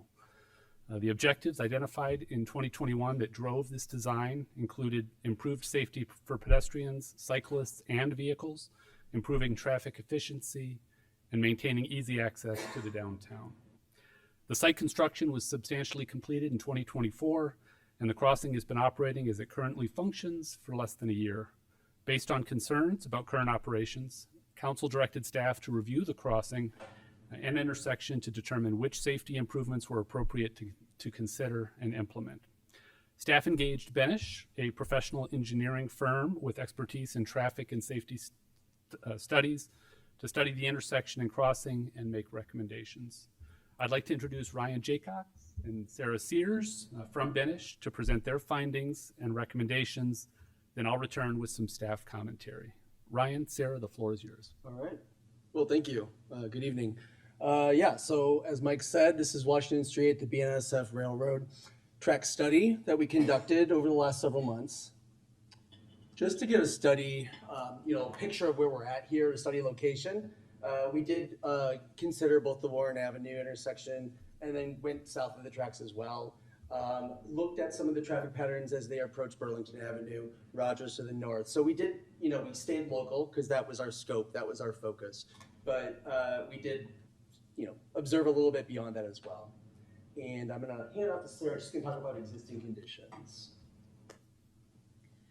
So there are four main things that we did as part of this project in the data collection. We looked at the crash data, not only for the past 4 years as we normally do on a project, but we also pulled the crash data from before when the Civic Center was reconstructed so we could compare the old intersection versus the new intersection operations. We also pulled traffic counts. Benish works a lot with the railroad and we have contacts at Metra, so we reached out to them and asked them when's the busiest day, when are the most people taking the train, and so they responded with Tuesdays. Tuesdays have the highest ridership, so we pulled our traffic counts as well as our field observations were conducted on Tuesdays. And then with those traffic counts we also pulled the train schedule and we tried to figure out which were the busiest train station. And as I mentioned, field observations were also collected on Tuesday. And in the PM peak commuter period, we also did drone footage to kind of get a bird's eye view of what was happening at the intersection. So for the crash data, as I mentioned, we pulled from 2019 to 2024. We looked at both Washington and Warren, as well as Burlington and Washington. As you can see, the majority of the crashes happened prior to the Civic Center. So the intersection is operating safer than it was prior to the reconstruction. Nothing too major, very common crashes for these type of intersections. And the majority, the crash reports all said it was improper yielding to right-of-way, so just somebody not properly yielding. The next thing we did was we pulled traffic counts and we compared them to the train schedules. Pretty common AM peak hour for traffic counts is 7:30 to 8:30, and the PM peak is 5 to 6. And then when we were out there, we noticed that the busiest trains were the express trains, the 7 a.m., the 7:30, and in the PM peak, it's the 4:46 and the 5:26. And those are the times that they're arriving at the Main Street station. So as you can see, the AM peak hour actually happens after the busiest express trains, so you're not seeing a lot of interactions between commuters and traffic during the morning peak. However, in the PM peak, the peak hour is happening during the express trains. So you see a lot more interactions between commuters and vehicles and trains. So that was the focus. That's where we got the drone footage. So some key observations in the AM peak, the longer express trains will board passengers at that Washington Street intersection. So when the gates go down, all the commuters kind of flood in that hatched area and they kind of take up the whole intersection before they get on the trains. So it's really important to make sure that the vehicles stop back further to allow that. We also noticed with the stop sign prior to that angled crosswalk, the majority of people do not stop. They just roll through it, especially when there's nobody there. And then, like I said before, since the express trains don't really coincide with the AM peak hour, we did not see a lot of traffic backing up. There was some school bus traffic backing up, but as soon as the gates went up, it kind of cleared, and it was a really quick situation. And then for the PM peak, I have drone footage that I'll play for you in a minute, but the biggest interaction that we noticed in the PM peak was with the longer express trains. The gates stay down at this intersection. With the shorter commuter trains, they go up. But with this interaction of the gates staying down, you have all the Metro commuters waiting to cross the tracks, and then you have all the vehicles also waiting to cross the tracks. So what happens is when the gates go up, everybody floods the intersections, the cars start going over the railroad tracks, and the commuters make their way to the angled crosswalk. And what happens, and I'll play the drone footage, as you can see, there's some sight distance issues out there with the curve as well as all the railroad equipment, that when those commuters enter the angled crosswalk, it's very difficult for people to see that they're entering the crosswalk, and that causes them to back up onto the tracks because all these commuters flood the crosswalk, and then everybody's trying to get over the railroad, and then you have people stopping on the tracks, which is not a super safe situation. That was the biggest thing we noticed in the PM peak. And like I said, this only happens with the longer express trains. And that has to do with where the conductors stop the train. And then similar observations as the AM peak, a lot of people do not obey that stop sign by the angled crosswalk if nobody is present. And then we did see some queuing happening, cars backing up. But once again, once the gates go up, the commuters clear. Everybody kind of clears the intersection, and it is quiet here in the PM peak. So. Now I'll hand it off to Ryan to talk about some of our recommendations. All right, so existing conditions, this is just establishing photo here of what we're looking at so that when we go into the proposed recommendations or things that we think are for further consideration, you have like a basis here, a viewpoint. So I guess the best way to do this, yellow boxes are things, if you see something in yellow, that's something that is out of compliance with the manual and uniform traffic control devices. So these are things that we would recommend to bring the intersection or the area into compliance. Things that you see in green boxes, outlined in green, are things that we think should be done to increase and improve the safety of the operation of this area, as observed. So with some of the yellow boxes, we have some signage, add a W10 sign, at the north side on Warren. So basically all this is just signage allowing people to know that are driving, motorists, that they're approaching an intersection with an at-grade crossing. Really simple stuff. North of Warren in the southbound direction, closer to Rogers, we want to add grade crossing pavement markings. This is a symbol, and this would be like basically those cross bucks that you see on the pavement. Something that you see in advance in the eastbound portion of the north, in the reverse curve there. It would be something similar. There's nothing up there today. So we want to let people know. This is just notification. These are things that should be there based on standards. Adding stop bars. We feel that adding a stop bar in the southbound direction, it's necessary because you've got a crosswalk right there. And the stop bar will stop people. There will be no stop sign there. So they stop when they have to. Gates are down. That stop bar is something to follow and to comply with. Gates are up. You do not need to stop there. Obviously, someone's in the crosswalk. It's state law, so they have to stop for them regardless. We want to add detectable warnings 2 feet in front of the gate for all pedestrian railroad crossings. So right now, you've got these kind of like a brick red color. They're not when you're going across the tracks themselves. There's nothing there. So there should be a detectable warning, a truncated dome. So if you are visually impaired, you're coming up to something you should be crossing that's of note to you. If that's not a street, it could be a railroad crossing. So that should be done. Install intersection lighting. So we've heard from people that lighting here is not the best. This is a green box now. I'm moving to green boxes.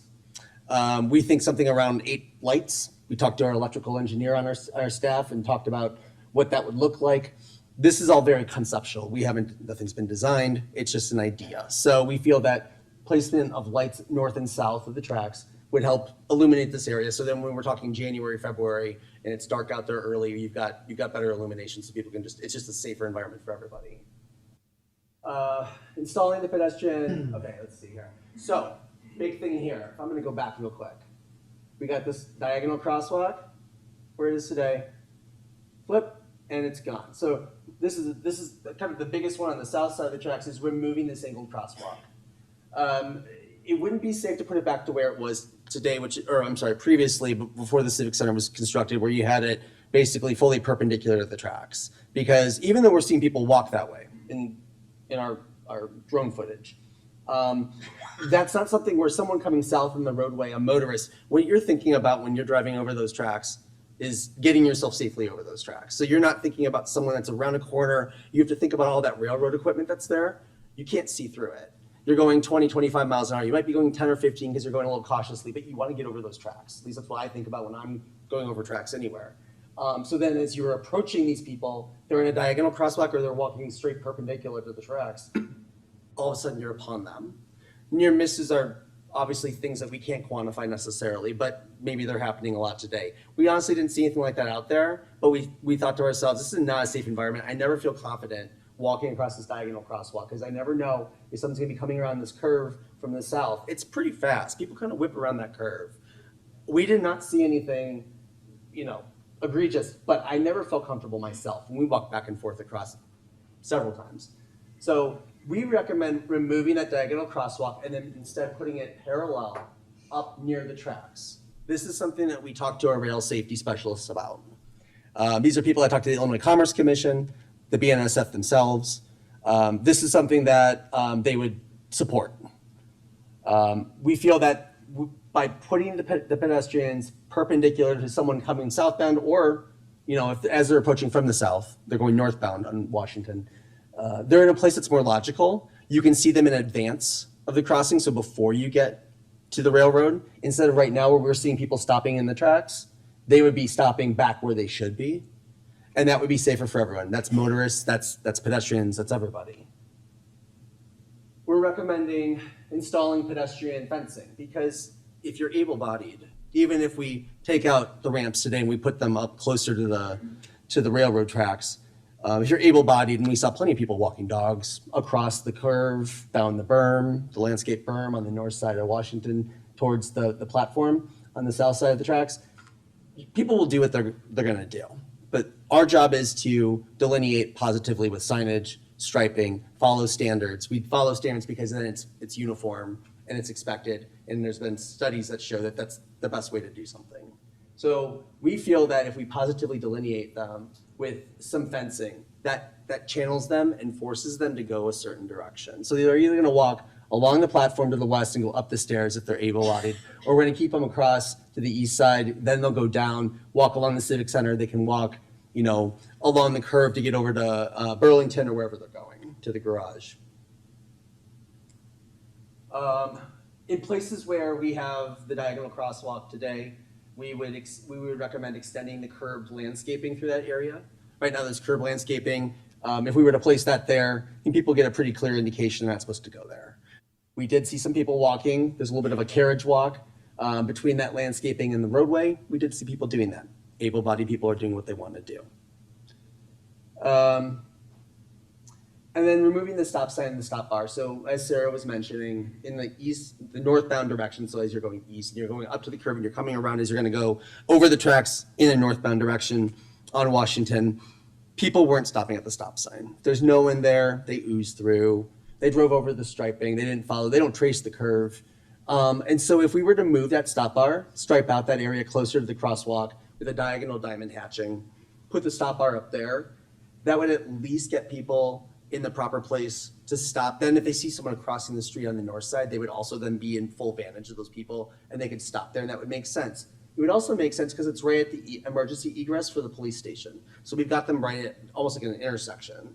So that stop bar today actually isn't in compliance. It's not stopping. There's no reason to actually have a stop bar there and a stop sign. But if we were to move that up there, then we would be in compliance. So that's what we recommend. This is a high level conceptual cost estimate. This has contingency in it. This is everything, and everything's kind of lumped together, of course. So we've got roadway items, everything we just talked about, signage, striping, any of the, restoration that we were talking about, any of those things, fencing. We came up with $67,000. That's a rough estimate. That would have to be further engineered.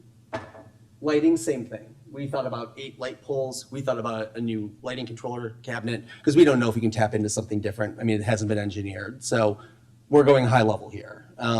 As you get into it, if this is something that the village would want to do, then we could obviously refine that.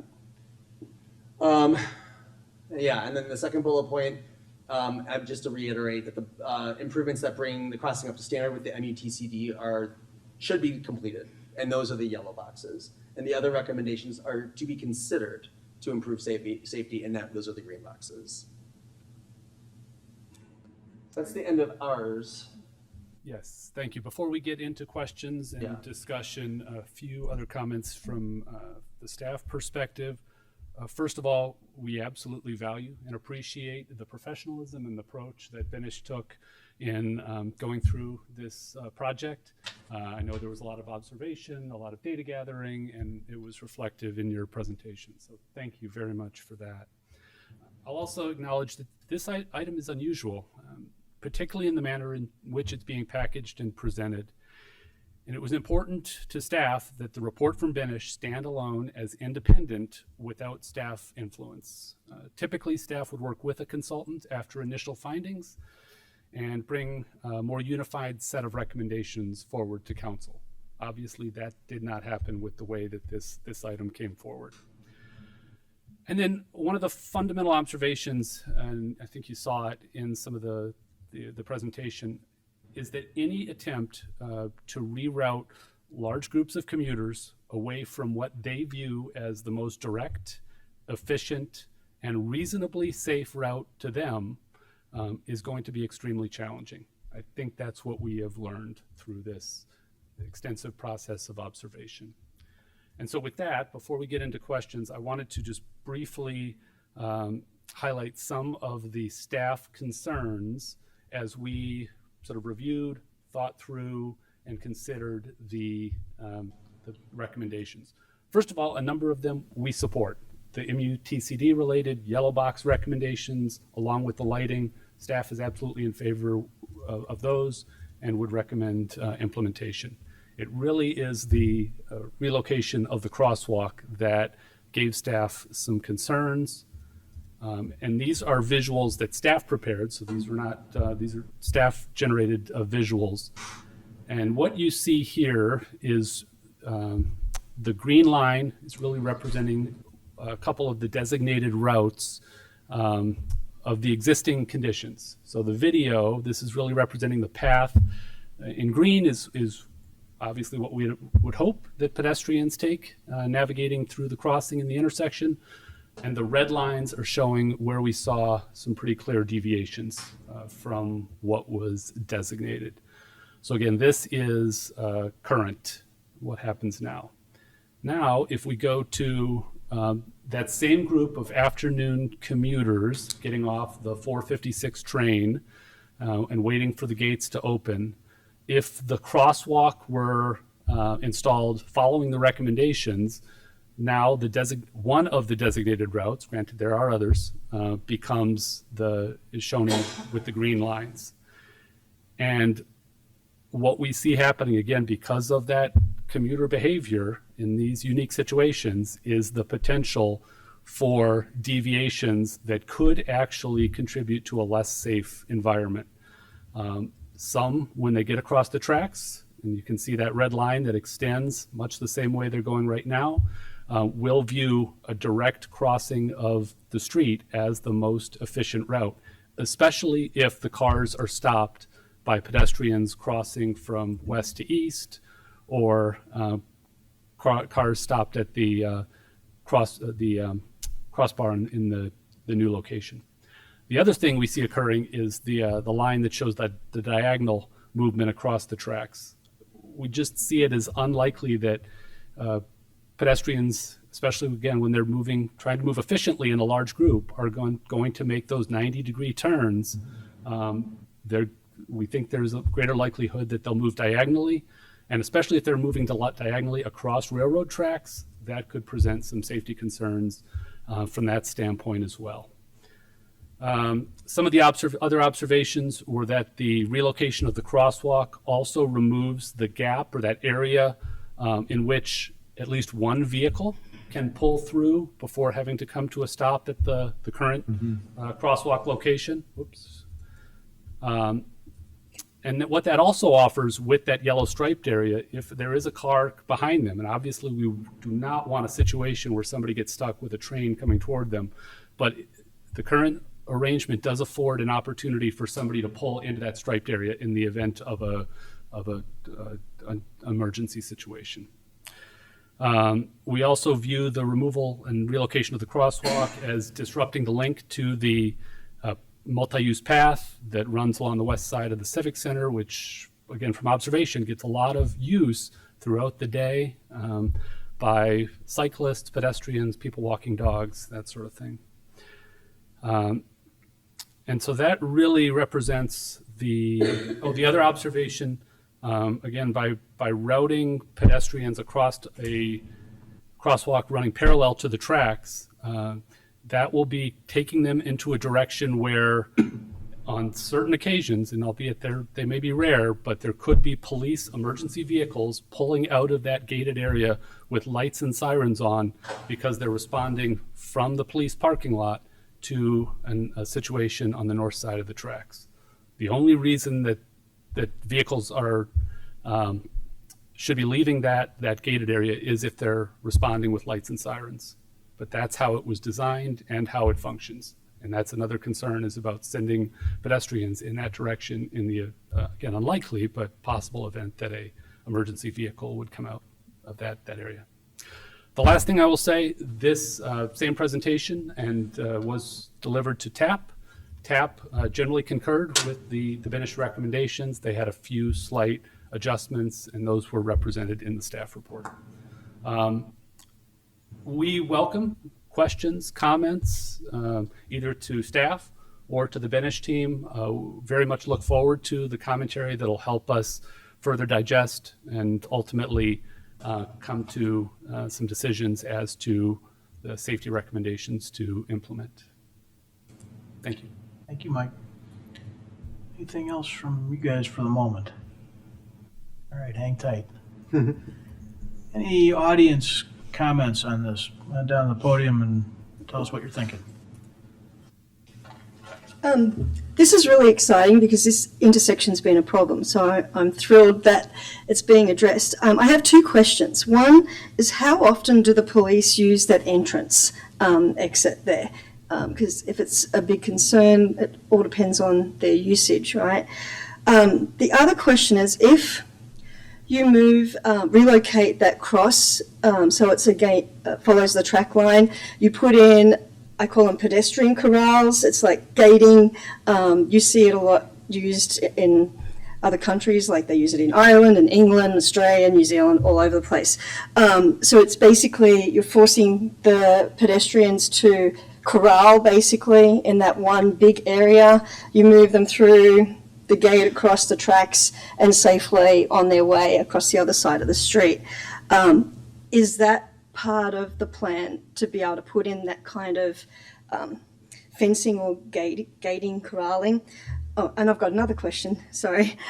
If the crosswalk is relocated along the tracks, will there be some sort of flashing lights or delayed gate going up so that the intersection can be cleared of all the pedestrians rather than impatient drivers like trying to sneak past a pedestrian in the middle of the street? Because it's not all the pedestrians, drivers are at fault here too. So is there a way to delay cars actually crossing the train tracks in order to allow the pedestrians to clear first, whether that's through flashing lights or some sort of press a button crosswalk or, or BNSF so that they can delay even if it's just during peak traffic time. So they're my three questions. Thank you.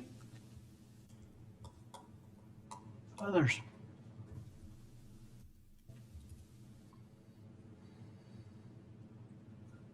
I used to take this train for like 20 years and parked in the B lot for a good portion of that, and I parked in what used to be the L lot. So I crossed that intersection thousands of times. It's a real mess just because of the fact that the train traffic closing the gates just basically forces a lot of people, a lot of cars through that intersection there. So what just occurred to me as I was watching this presentation, if there was a pedestrian-only cross west of the street, so from the north side of the tracks to the south side, it's south to north, over where so it would connect basically the B lot to the lot just north of it. If you could direct people to go through there, and you'd have to have gates and safety mechanisms to do that, that would separate the pedestrian traffic from the car traffic. I don't know how many people want to cross to get over to the Civic Center, but I would think that most of the people are going to want to head west from there anyway. So I think you'd have a better shot at that, and you could basically close off the pedestrian traffic to Washington, but with bushes or something like that, to really redirect them to that pedestrian crosswalk to the west from there. Might help separate. So. Any others? Well, I have one more question, if I can. I'm sorry, I've got one more question. If you do relocate the crosswalk along the train tracks, how does that tie in with the pedestrian plan that we have to connect the corridor, make a corridor between Fairview and downtown? Is that a way that can be incorporated into that plan for more bike-friendly, pedestrian-friendly, if it can continue on? I'm not sure who owns what parcels of land or where that corridor was going to be, but that could be another way of flowing traffic. Anyway, just a thought.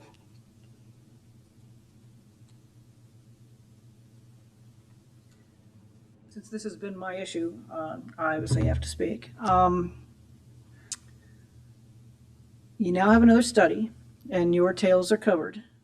The one thing the study shows by its aerial photographs is that there was, contrary to statements to the contrary, absolutely enough room to straighten Washington Street as part of this project. I repeat it here as it is instructive of bad judgment leading to mistakes that cannot be fixed later.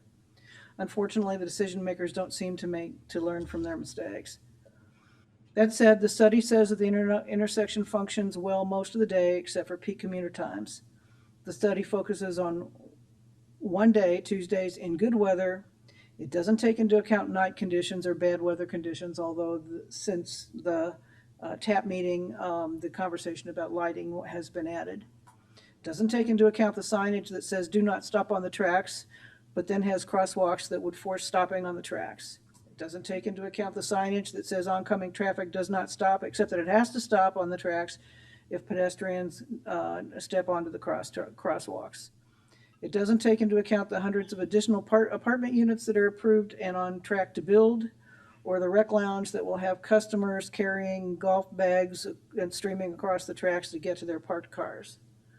The simplest and cleanest answer would be to dictate that this crossing motorists have the right-of-way, period. Unfortunately, that can't be, but otherwise corral the pedestrians into crossing only with signals. The congestion and danger at this crossing are only going to get worse, and it will continue to be an accident waiting to happen. I thank you for your attention to the study, but I wish there were better and better choices. Thank you.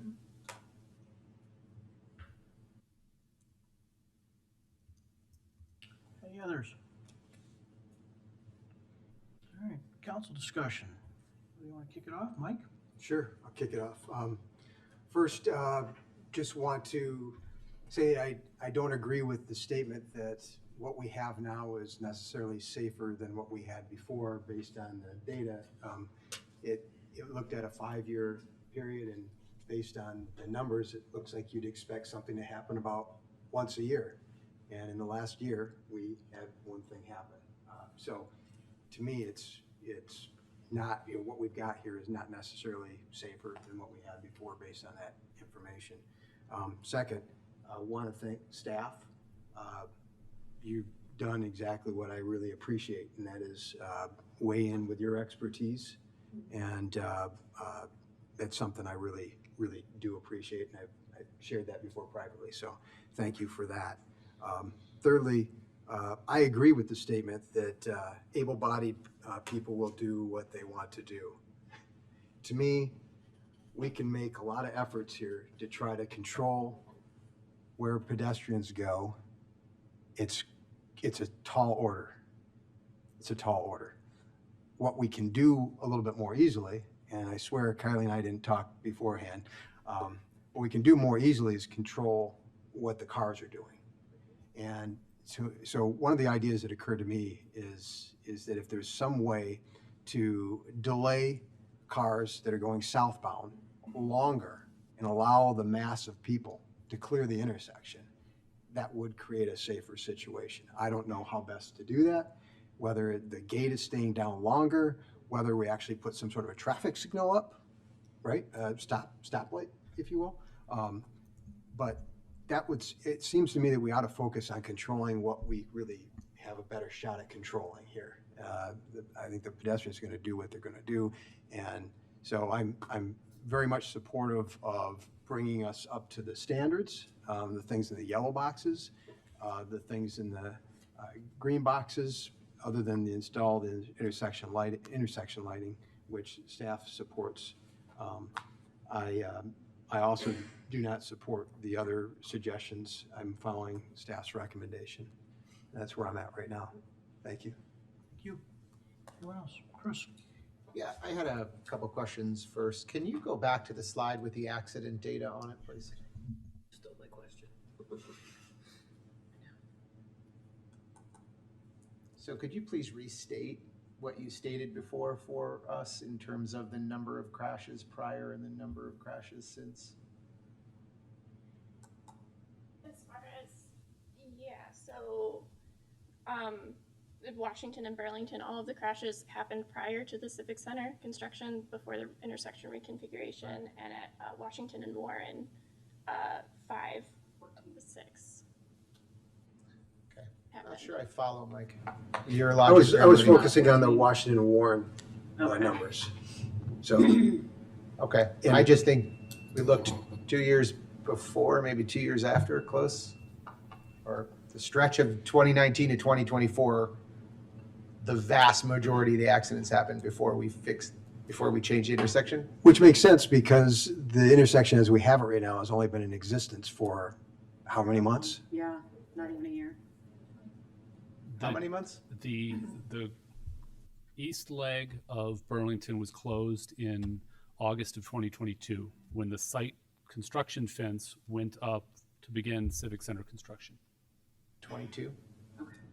So I'm looking at it in terms of the finished product, what we have in its current situation. That was only been there for less than a year. 2024, correct. Ask something related to that? So to clarify for you, can I ask something? Sure. Is this just vehicular accidents or any of these pedestrian accidents? I'm unclear of what the accident is. Yes. Because if we're talking pedestrian safety, I don't hear anybody talking about a pedestrian being hurt. Yeah, we do have one bicycle accident at Washington and Warren, but the rest are all vehicular accidents. But it does take into account any type of accident. We pulled all the crash data. Okay. I don't know. Maybe it's too broad in terms of its scope for me, but to me, it seemed like the current state is safer. So I just wanted to clarify that. Also, you were not involved in the original design or anything like that. Okay. So I appreciate the mention of the independence of that. That is super helpful. Yes. Can you go to the diagram where you had all your boxes, your yellow and green boxes? Yeah. In moving the stop bar on the south side of the tracks just prior to the police entrance and exit there, are you suggesting to remove the stop sign from there totally? So this is just simply a flow through? So, yes, so first up, we said remove stop sign and stop bar. So there would be just From a the stop current bar location. at the current location. Yep. When we presented this to TAP, we said move the stop bar there. They asked about could we put a stop sign there. Okay. we can put a stop sign there. It is warranted, it's at an actual egress, it's an actual egress, not an ingress, so it's just an exit, emergency exit for police vehicles. But at least it would make sense there, we could even put a stop sign on that side, just so that way we have even though the southbound direction doesn't stop, because you're on tracks, you can't put a stop sign there. Right. But we could at least say, we could stop control 2 of those legs. The TAP was basically saying, if we did that, that would give them pause for anybody that would comply with the stop sign to see across the street, therefore having more decision-making time to realize there's a pedestrian on the far side of the tracks and stay at that stop bar versus advancing into the track area. Okay. Thank you. I just want to make sure I'm clear. It was your original recommendation to not have a stop sign there. Correct. TAP had asked to put a stop sign there. Yes, and after that meeting, we then looked into all their recommendations further. That was one we could actually support. Okay. That doesn't say that here.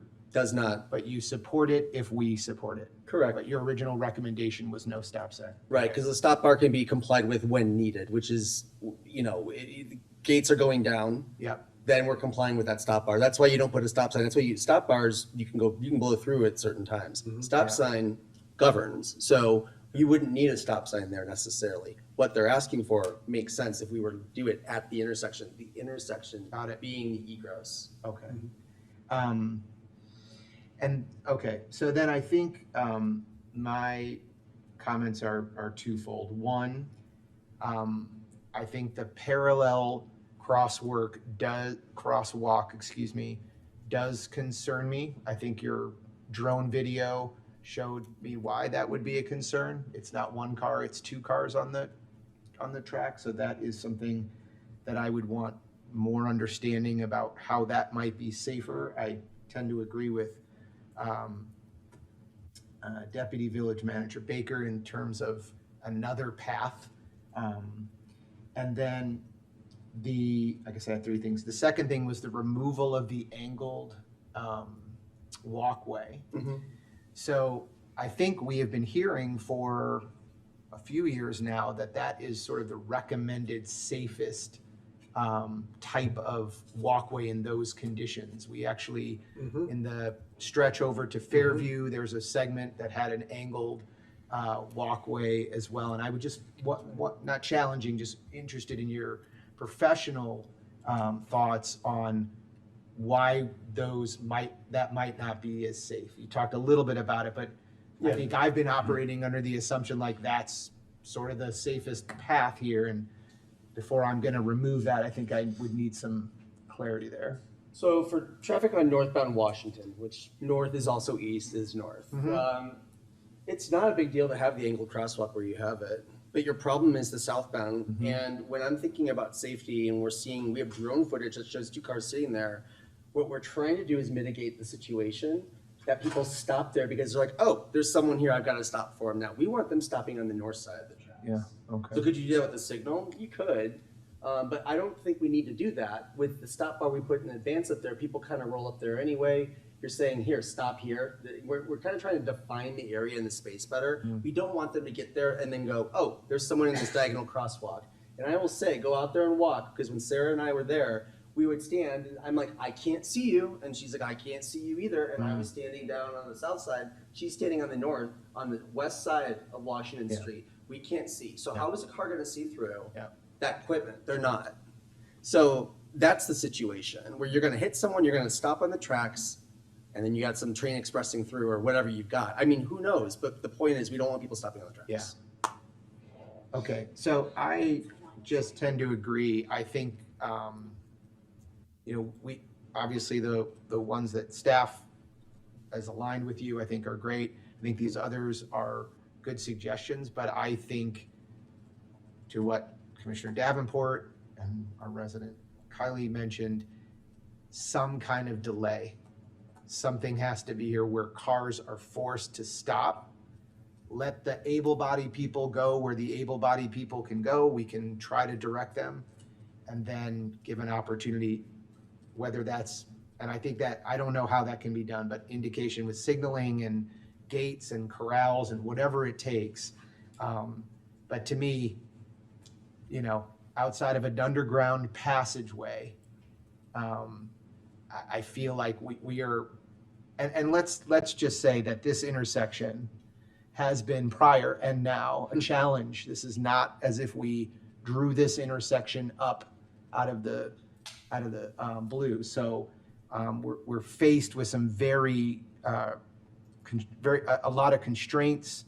But to me, seeing what those pedestrians, which I've seen 100 times as I've traversed through here, sort of scatter from the train, I feel like there needs to be a pedestrian first signaling, and then let the cars come through. I don't know, none of this feels like that does that, and I know that's something. I also know there's probably some things about who controls the signals and what we can put where. So this is all absent of that, maybe data, but I feel like that's the way that we get to a more safe. But I think I'd like to see the data a little closer. It does feel like this was safer. I'm just saying, it feels like this was safer. Not as safe as some would like. A lot of intersections are safe, and they're not as safe as some would like. But yeah, I think I've made my points about the delay and allowing clear passage for pedestrians first. Can you go back to the slide where you have their recommendations with kind of like the paths that you expect people to take with like the, not that one, but yeah, that one. From your professional opinion, can you kind of give me an idea of how unsafe it is from that from the perspective of safety of the red diagonal line there, instead of people going directly north and south and then going west to east there? Are you talking, so starting in the middle of the tracks and walking southeast? Correct, because that is definitely what people are gonna do. Yeah. I mean, so I am the one person who actually does commute downtown every week. That's up here. I commute Tuesday, Wednesday, Thursday, and I park in Village Hall. So I am the commuter up here who does this on a regular basis. And I can say with certainty that everybody will do that. I don't think it's a question of will do it. I think they do it. Because Yes. they're just walking diagonally. If they're going up to Warren on the east side, they're just walking across the intersection too. Yeah. It's all about corralling people. Obviously, we can't corral through an intersection. We talked about that. Right. So from a safety perspective, how unsafe is this versus what you would actually like them to do from the green? Well, I can't stop. They're doing this already. There's nothing we can really recommend to stop them from Sure. walking in the middle of the tracks diagonally across the intersection. Correct. So there's not, I guess I can't recommend anything to do Right, that. right. But I guess I'm trying to figure out pros and cons versus this versus kind of what exists now. Here, I'm gonna add one more thing. What we're recommending isn't changing that. No, pattern. it's not. It's no matter if you do what they Yes, want. that or is us, already happening. I still see that. do this. Yes, I do see that already happening. Because realistically, over time, I have seen people's behavior improve with regard to the angled crosswalk. What even you've seen on the drone video is far different from what I saw at the very beginning. Just about everyone was crossing straight across what they were used to, essentially perpendicular to the tracks. And now many more people are actually following that diagonal pathway. But that line of sight with cars really is a problem as a pedestrian. And so I remain a lot more open to the alternative than I think some of my colleagues, as somebody who is a pedestrian and who does this on a regular basis. I am a lot more interested in this alternative. I do think you're probably going to get people who are going to walk around fencing and do something inappropriate, and that probably will happen. But I don't think we're going to get the two cars piling up on the tracks like we think, because they can see the pedestrians if they're walking straight across. The problem that we're getting right now is that second car can't see the people that are walking across. And so now you're just getting people piling up because they don't actually realize that those folks are walking there. Whereas if we do at least have the majority of people, and that's not necessarily everyone, but if the majority of people are taking the proper path, then those one or two stragglers who are doing the wrong thing are probably already across the street by the time the majority of people are getting across the path. And then those cars, they're going to be essentially the stopgap to me for those cars. Those are going to be the things that are going to slow those cars down from going across the tracks, so that those one or two people who are basically not following the rules are going to be able to get across the street in time. So to me, in terms of, it's all about the line of sight. And so I guess I'm a little bit more open to this. And so my question for staff is, before doing some, the full costly thing, is it possible to put up a temporary fence and do a little bit of staff education just to see if this is something that we think pedestrians could be amenable to before we do a full $200,000 improvement? Or is this kind of, we've just got to make a full decision now and run with it? Yeah, that's something we'd like to consult with Benish and the other members of our informal traffic team at the staff level.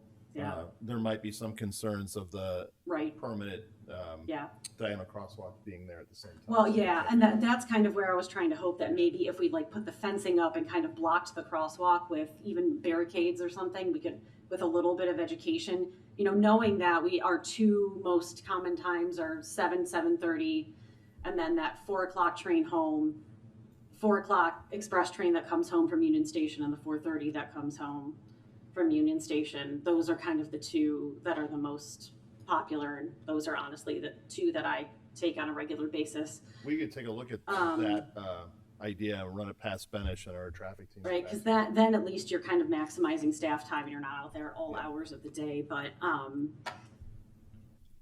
the more I kind of was watching some of the drone footage and thinking about my own experiences over these last, however many years, I just would consider that, again, as everybody talks about slowing down the people coming south on the tracks.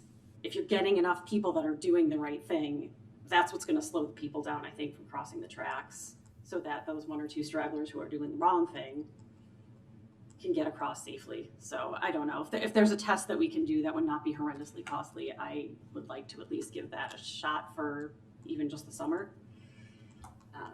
But I don't know what anybody else thinks. That's all I have. So, Rob, go ahead.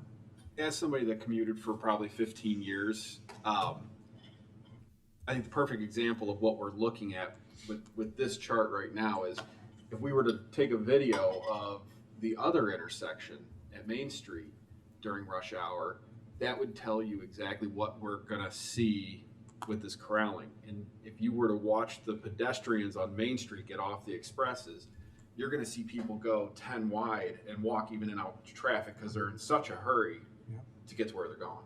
And that's why I'm inclined to agree with everything that you guys just said about the end result with this. Is I think that no matter what we do with fencing here, they're just going to walk around it, and it's not going to make a difference. They're just our pedestrians are going to go straight across the street. They're going to flow to whatever path they want for that period. I think my other concern is creating a bigger issue with drivers by making this intersection right at the tracks with the new proposed crosswalk. We're going to now suddenly create a newer issue with drivers going southbound in a hurry. The gates go up, they immediately go across, and now we're queuing on the tracks. So I don't know if this actually makes it safer on the tracks for the automobiles, which then may make an unsafe situation for the pedestrians that are going across that intersection, the new crosswalk. So I like the idea of corralling. When we're talking specifically about commuting and our commuters during the express trains, when we've got the mass amount of commuters walking, I don't see just this fence working on its own. If we're doing something with timing and forcing the cars to give them time to clear, that would probably be more effective, but I just don't see it without something extra. Again, I just see the same problem. It's an incredibly difficult problem to make people go one way when there is a mass of them. So, What if the fence was 28 feet tall? would Barbed wire too? barbed wire electrify it? Electrified, yeah. Put some dogs out there? Jurassic Park style. Martin, you got anything? Thank you, Mayor.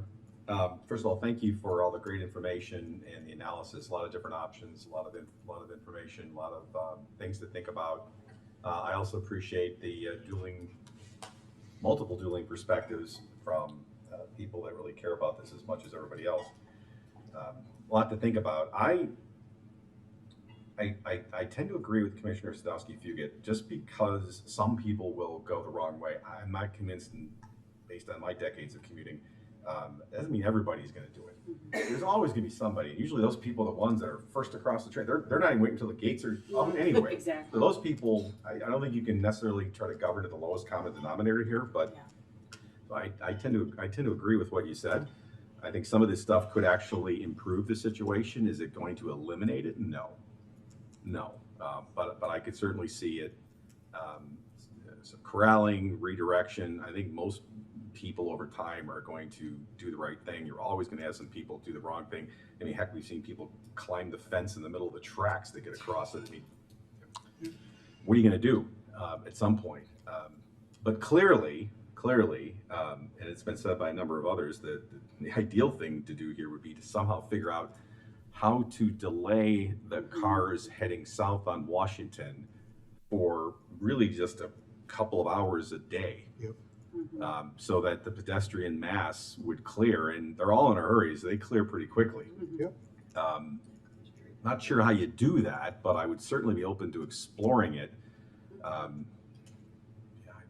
But again, can we be creative? I'm not suggesting we have gates come up out of the street or anything like that, but is there something that would deter cars from queuing up south of Warren on Washington? Because even if you just backed them up to north of Warren on Washington and just kept the cars east and west on Warren for literally just a few minutes, it would make a big difference. So I don't know if there's a creative way to do that, but candidly, if we're going to spend six figures on something, I'd rather spend it on something like that would actually give time for everybody to cross, and frankly, probably also improves the line of sight too, because now you get the car sitting way back, seeing this mob of people go across the street. Right. They're getting a little bit of a heads up that that's happening. That being said, you're the engineer, so you figure it out. Thank you, Mayor. Yeah, BNSF won't like my ideas. Tammy, did you have anything? Yes. I also, after hearing everybody, do agree that this needs to be pedestrian focused. And what I mean by that is that the cars are the body we should be trying to control more. Because even if you put this fence up, I mean, I was a city girl for years. People are going to do everything they can to avoid that fence, and it might put them in even a more unsafe position by doing everything they can to get away from that fenced area, or especially if there's a large grouping of people, the weather's inclement. And so I think controlling what cars do is easier than controlling what a lot of strong-headed people will do. Mike, go ahead. Yeah, just, so I think that's the key, right? If I believed that pedestrians would follow the green line, I don't. I just don't believe it, and I don't know that you're going to be able to convince me. I also used to commute years ago. And it occurred to me, too, that if we had some sort of signaled control there potentially is a benefit to our emergency vehicles as well, and being able to control that situation in a moment when they need to control it. Just another added thought. Yep. Go ahead, Chris. Yeah, I think the crosswalk at Grant and Main, near the school, is a great example of where you are controlling all directions. There is a large hashed area where students of all ages cross at will in a safe environment. And that feels to me like the way you need to do it. Stop all cars, give the pedestrians their opportunity. I just should go on record too. I also commuted all of you. And I am also a pedestrian, Leslie. Thank you, Mayor. Well, I'll go on record, I've never commuted. This is a pain in the neck. I guess the two things I'd like to have come out of this, I don't disagree with, I don't think anything that's been set up here. But on the fencing front, why, I don't want a 28-foot fence with barbed wire. But there are a lot of places, not just in other countries, but in this country too, where there's light rail on the surface and there's lots of access control. And I, as I'm looking at this, I'm asking myself, Martin, as the engineer, to put a lot of fences in, a lot of systems. Why is that fence, why are we looking at 15 feet of fence? Why aren't we picking that up at the guardrail, running it at an increasing height from the guardrail all the way down to 5 feet down by the tracks? I don't feel like, I'm not trying to pick on you guys, but I don't feel like what's here is enough for me to want to do anything. Not because I don't think it's right, but like this idea of signaling and trying to cause some delay. I'd like us to spend, I'm using us loosely as I look at you guys, the time it takes to figure out what is the process for even doing that. I mean, we all can sit here and say we like it, but we also know we deal with BNSF and Metra and, ICC and IDOT and everybody else, right? All the acronyms. But that, I mean, I think everybody here recognizes the biggest problem is we just need a delay. And so we could tweak this with fencing ideas or striping ideas or whatever, but I'd like us to figure that out. I want to understand what that looks like. Yeah, we've heard, I think all council members show interest in that. There's some trickiness to it, and that is when the gates are down also for the pedestrians. You're not supposed to be crossing when any of the gates are down. So whatever system we explore would have to be sort of a signalized thing beyond the actual gates. So we'd like the opportunity to further discuss that with Benish, our staff team, and folks at the ICC, and see if that's even in the realm of possibility and what that might entail. So. I do recognize that the line of sight issue you guys are pointing out is real. I mean, that's definitely a thing. Sure.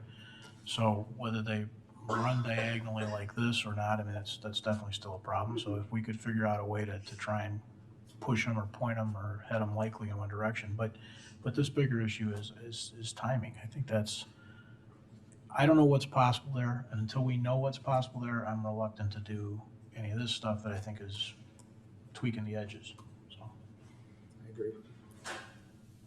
I agree as well. I agree. Yep. So it sounds like we have a little bit more homework to do with Benish and staff team and the other agencies. So. Okay. And it's, just as a side note, I'm not trying to pretend like I know everything as the engineer in the room. But stoplights, you guys remember stoplight at Springside? These are no longer $100,000 propositions, right? They're 7 digits kind of things. So just some perspective. Chris? Yeah, I think the line of sight thing is important to remember. And I think with some of that signaling, you provide line of sight even if it's not seeing the people. If you're showing pedestrians, if you're showing no vehicle, whatever that light indicates. So I think the line of sight physically is difficult. I think there's creative ways that we can figure out how to provide that in a way that will make it safer. So thanks for bringing that up. Anyone else on this one? We'll continue. All right, Dave, thank you guys for coming. Thank you so much. More to come on that topic.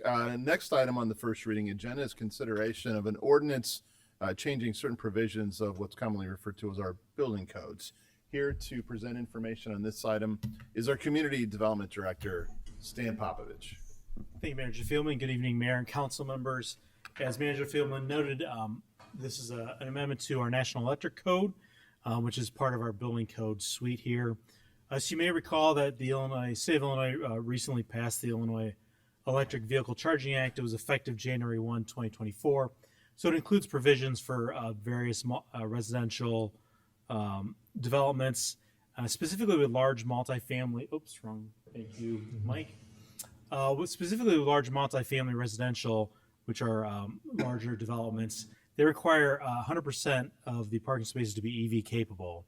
And they require reserved electrical capacity to be provided unless it's controlled by an energy management system. An energy management system it's a system that monitors and controls electrical loads. It shares electricity amongst different things that are in the building and amongst EV cars, and it can significantly reduce an electrical load requirements for the building. So what EV capable means is it means that there's distribution materials there in the building and conduit to all these spaces. So the wires aren't run, but they're capable so that people in the future can put EV in and provide it. But in a standard technology without an energy management system, there could be a significant amount of load needed to provide this EV capability. So the village currently follows the 2020 NEC. The 2020 does not include current provisions for the energy management systems. Technology is always evolving, and the 2023 includes new allowances for the energy management systems. It would most align with current technologies and provide flexibility to developers to meet the Illinois code requirements about EV charging. So there are 4 sections that we're looking at to amend or add. There's 2 new sections in the 2023, section 220.57, which talks about load calculations, section 2020.70, which talks about the energy management system. In the 2023 version, it allows you to set your service size for the building itself based on the energy management system. And then the amended sections are Article 625, which allows you to put multiple chargers on a single circuit, and then Article 750, which adds listing requirements that helps the village confirm that those compliance is being met, and then allows for adjustable settings on the EV, so it would allow the energy management system to limit the amount of loads and then share the loads. So this is really allowing flexibility for these larger multifamily developments, while also then not drawing as much juice from the grid, again, because it's not required, because of the load management and switching loads and like that. So staff recommends approval of the proposed amendments, and I'm happy to answer any questions that the mayor and council might have. Thank you, Mayor. Thank you, Stan. Any audience comments on this item? Council comments? Mike? Yeah, so I think this was a really smart way of going about this, right? We recently adopted the 2020 NEC, and to go through and do a whole new code update at this point is a bit of a heavy lift. So I think this is a smart way of bringing things up to date. So looking at the adopted sections of the 2023, assuming we've already gone through and looked at those sections to make sure that there weren't any other cross-references within those sections of the 2023 that referred to something else in the 2023 NEC? Yes, staff went through and made sure that there were not any other sections that needed to be amended as well. Fantastic. Well, I deal with codes all the time, and so I'm used to seeing that, and it gets tricky, right? And then not to miss a opportunity for a really bad dad joke. On your slide that talks about the 2020 NEC does not include current provisions. I think it does include current provisions. That's all for me, Mayor. Thank you. That didn't fly. Anyone want to follow that? You're welcome. Chris? I just had a question. So we're clearly selecting specific code from the 2023 sections. Are we pointing to those, or are we incorporating that into our code? In other words, like, are we just referencing, like, the village requires this, or are we bringing it into our own code? So we point to it in the ordinance, and it'll be identified in the municipal code and muni code that these specific sections have been amended to the 2023 section. And do these codes typically get updated? Meaning, would the 2023 section 220.57 ever be updated, and then we would just point at that and have to adhere to that? So the codes are updated on a 3-year cycle. Okay. So we're on 2020, there's a 2023 set and a 26 So set. there's will be not coming out. incremental updates, it's the code is locked in the way it is. Okay. Correct. Okay. Cool. Great joke, Mike. You're welcome. Anyone else? All right, continue, Dave, please. We'll take the last 3 items together. These concern amending certain parking provisions. These items are an ordinance amending our municipal code, a motion approving an agreement for collection of unpaid parking citation, and a resolution approving an agreement with the Illinois Comptroller's Office. These 3 actions are intended to address just a handful of chronic parking violators in our community. They continue to park illegally, knowingly, and they do not pay their parking tickets, and our current system really have no meaningful consequence to their continued actions. The actions we're considering taking here tonight that are presented would consist of increasing the parking fines and making small adjustments to our fine structure and schedule, allowing the village to tow vehicles owned by persons who have been deemed chronic parking violators, allow the village to send unpaid parking tickets to collection using either a third-party collection agency or by participating in the Illinois Comptroller's collection program. This should result in what we're really trying to achieve, which is improved compliance. So improved compliance for parking regulations that would address concerns of residents living in the areas where these continued parking violations are occurring, with negative impacts to those residents in those neighborhoods. So Enza and I are here to help answer any questions that the council may have on these 3 items.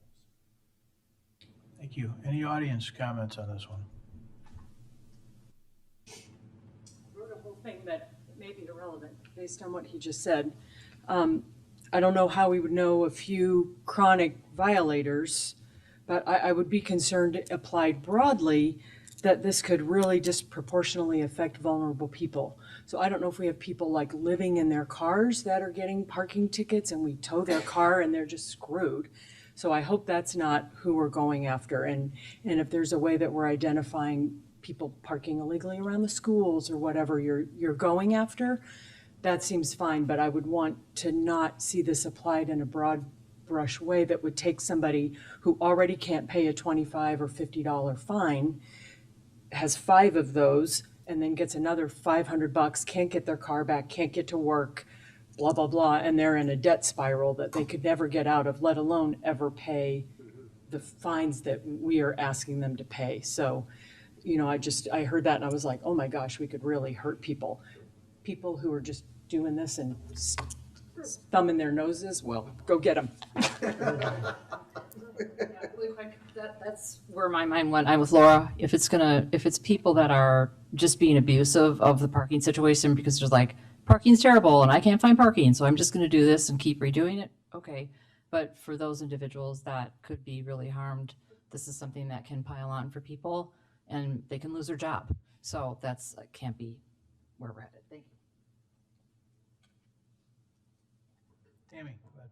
Thank you for those thoughtful comments. That didn't even cross my mind. My question's related to the collections. If there's an option for using the state system, why would we approve an agreement with a corporation to do the collection? Do they have to go together? Is it an option? I was a little confused by that. Right. The first step is to go to the collection agency, and then if that continues, then we have the option from there to submit it to the state. Okay, thank you. But isn't it also that the state can collect it in a certain way? It's not just like it's through some sort of garnish or that kind of thing? Yeah. The state collects it from any payment due from the state to that person. Right. So actually, my question that I had talked to staff about was similar to some of the concerns that were addressed. So I'll just ask for the sake of kind of what I asked in my call with staff yesterday. So my question that I had asked was that, you know, before it ever gets to the point of towing or some of these other larger fees, that if there was a concern of somebody struggling to either pay or find parking, that, you know, if there was a way that they could work out with staff of either a payment plan or something, that was something that staff and the village was open to. And we do that already under the current code. We are always looking first and foremost for compliance. And then if we come across somebody who's in need of help, we immediately reach out to our social worker who try to provide resources. If they're lacking a parking resource, we'll try to help find a parking resource that's legal. So we're not talking about these situations here. These are folks that are aware that they are violating, have choices to comply and choose not to. Thank you. Chris? Does the change in this require any signage? Like, do we have to add any tow warnings or anything like No, that? the chronic violator would receive a letter, a Okay. notice. But there would be no signage. Okay. Thank you. Like, I had, yesterday I asked staff if there's something be something stated on the ticket. Yes, right? It would be on the ticket and it would be on their notice. They do receive several letters indicating. Right. So, and I too appreciate the thoughtful comments, for sure. Chris? Sorry, one more thing. Isn't it also true that any fee that we would pay to the collection agency, would that be with the responsibility of the violator? Meaning, if it's a $100 ticket, the collection agency looks like 25%, but that is not, we're not eating that. We are gonna not. be- It would Okay, be tacked on Yeah, at that point, okay. once it gets referred to collection. sounds good. Thank you. I think that's it. Okay. All right. That's it. That ends our first reading tonight, Mayor. Thank you, Dave. A manager's report beyond that? I do. I just wanted to point out earlier tonight, the council recognized some great work from some staff members on particularly the solid waste RFP. So I just wanted to take a moment to point out those actual teammates who've just done an incredible job, led by Mike Baker, who's been working on solid waste contract and collection for the better part of 2.5 decades. But we also have Matt Timberberg, Brandon Rissman, and Jason Michnick, more recent additions to our team that have just absolutely embraced the elements of the ES Environmental Sustainability Plan and in plain English really nailed it. So want to recognize the great work and add the kudos to the Robin Leahy, Diva Sheldon, and Joe Cook team with the audit. That's it, Mayor. Thank you. Thank you for that, Dave. Attorney's report. Thank you, Mayor. Only 2 items tonight to present. The first is an ordinance adopting certain provisions of the 2023 National Electric Code standards concerning electrical vehicle power transfer systems and energy management systems, and an ordinance amending parking provisions. Thank you, Mayor. They will both be on next week's active agenda. Thank you. Do not have a mayor's report tonight. Council member reports. It's an opportunity for council members to report out on goings-on in the community, other groups they're working with, issues or items or events that they think they want to highlight for the rest of the community. So we'll start with Commissioner Sarver. I hope everybody had a chance to check out the window paintings that have been going on all week in celebration of Pride Month, and a reminder that a big festivity is happening on June 7th at Fishel Park. Thank you. Commissioner Gilmartin. Thank you. Just a couple things. So this is National Gun Safety Week, and just a reminder to our residents who are gun owners to ensure that their firearms are stored safely. Kids are home from school, so this particular week is important. But I also wanted to use that as a way to say thank you. A few weeks back, I had come across an article regarding the way that firearms that are owned by police officers are actually ending up on the streets. And there was a study done, and in the last 4 years, about 1,000 that were used to commit crimes. These were weapons that were once owned by police officers and municipalities. And it was not uncommon for municipalities to sell these guns back. They sort of get new guns, sell them into dealers, and they work their way through some systems, and sometimes too often, they end up on the streets. And I raised this question because I wasn't sure sort of what our policy was as a municipality. And turns out most firearms are owned by the police officers themselves, but we do have a certain segment of our rifles that are owned by the police, by our police. And just in a conversation about this, pointed to because the ATF actually put out a report recommending that municipalities do not resell their guns. And just through a conversation with staff and through Chief DeVries, we have made the decision not to sell those guns. It wasn't a lot of guns. And so I don't want to make it into a bigger thing than it is, but it is a reminder that our community and certainly our staff and police are responding to some of these things in a way that I think is very proactive. So I want to say thanks to staff and Chief DeVries for making that decision. I also want to thank the mayor for his proclamation tonight recognizing Pride Month. June is an opportunity to celebrate and honor the LGBTQ community in our village and beyond. To our LGBTQ residents, I wish you a happy and joyful Pride Month. And I think this month also gives us all an opportunity to reflect on the importance of recognizing and appreciating our differences and how those differences actually make our community stronger and more inclusive. Happy Pride Month. Thank you, Mayor. Thank you. Commissioner Tully. Thank you, Mayor. Actually, I'll have some comments probably when Commissioner Sadowski-Fugit reports out on the current status of the joint ad hoc committee between the Downers Grove Village Council and Downers Grove Library Board, because I do have something that won't come as a surprise that we want to discuss with the council. But a few things. First, I don't know if we have it in our timetable or plans to do this, but I would ask again that, particularly now that the new council has been seated and is settled comfortably into their chairs, that we have a governance meeting, because speaking of our differences and working together to do good things, the importance of a governance meeting is it allows a group of people who have different perspectives and come from different places to figure out how we are going to interact and what we expect from one another. And candidly, I think that could be very valuable to both us and the community. It's been done before. Actually, it's been done quite a few times. So to the extent that we haven't planned one of those, I would really ask my colleagues to do that. And then I also just have to share some facts, because I know May 20th was brought up, and I hope it's not one of those dates that lives in infamy, but it was brought up. And frankly, my attendance at village council meetings and commitment to the position of commissioner was called into question. So I did a little research and got some facts, because I'm going to be data driven right now. So the last council 2-year period from May of 2023 until April of 2025, that was the immediately prior council, 2 years. There were 9 meetings that were canceled. There were 9 meetings that didn't happen because they were canceled by choice of the collective body and staff. Of the meetings that weren't canceled, there were 68 meetings during that period of time. And during that period of time,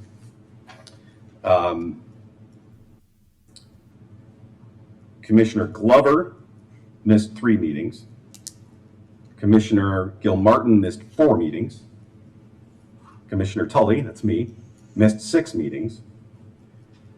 Commissioner and then Mayor Pro Tem Greg Jose missed 7 meetings. So the actual Mayor Pro Tem missed 7 meetings. Sorry about this, Mayor, but the mayor himself missed 8 meetings. And I don't think that those absences indicated that any of those folks were any less dedicated to the position or to their service to this community. And for all those people, that's, well, you might be short of 90%, but everybody else was 90%. And then a special gold star and ribbon to Commissioner Sadowski-Fugit and Commissioner Davenport. Congratulations, you had perfect attendance. So I just wanted to share some facts, because I got some questions from people, and I wanted to just point that out. And then we'll have some more comments once we get to the ad hoc committee. But of course, I know I can just see Commissioner Davenport he can barely sit still with excitement. It's just a little over 2 weeks until Rotary Grove Fest. Let's go. Thank you, Mayor. Thank you. Commissioner Davenport. So yes, Grove Fest coming up, and the big Pride Fest on the 7th. Hope to see a lot of people there, and I wanted to set the record straight as well. There was a public comment tonight about ADUs, which is an acronym for accessory dwelling units, and some concern about using containers or prefabricated structures to use as an ADU. Those things aren't currently allowed to be used as dwellings in the village of Downers Grove, and so I don't see that as a really valid concern about ADUs, and so wanted to set the record straight. Thank you, Mayor. Thank you. Commissioner Rowe. The only thing I got, just recognizing Pride Fest this week with EQDG, unfortunately having to leave for their own board meeting. I thought it'd be important to mention it, but I've already been beat to the punch a few times. Thanks, Rob. Commissioner Sadowski-Fugit. Yeah, I want to make sure that everyone knows to save the date for the annual Grove Foundation Golf Outing, which is going to be on Saturday, September 6th. It's always a great event. It's 9 holes at the Belmont Golf Club. More information will follow, but we do have the Rich Harvest raffle again. So for those who really kind of want to live it up at a nice fancy golf club, that is one of our prizes again. And then before I do the recap of the joint ad hoc, I do always like to, give my own little thanks for the proclamation of Pride Month. I always really appreciate that we do that. And so, just a reminder that before Pride became a celebration, it started as a riot. June 28th, 1969, marked the start of the Stonewall riots, where the LGBTQ+ community responded to a police raid that began at the Stonewall Inn, a bar in the Greenwich Village neighborhood of Manhattan that served as a safe haven for the city's LGBTQ+ community.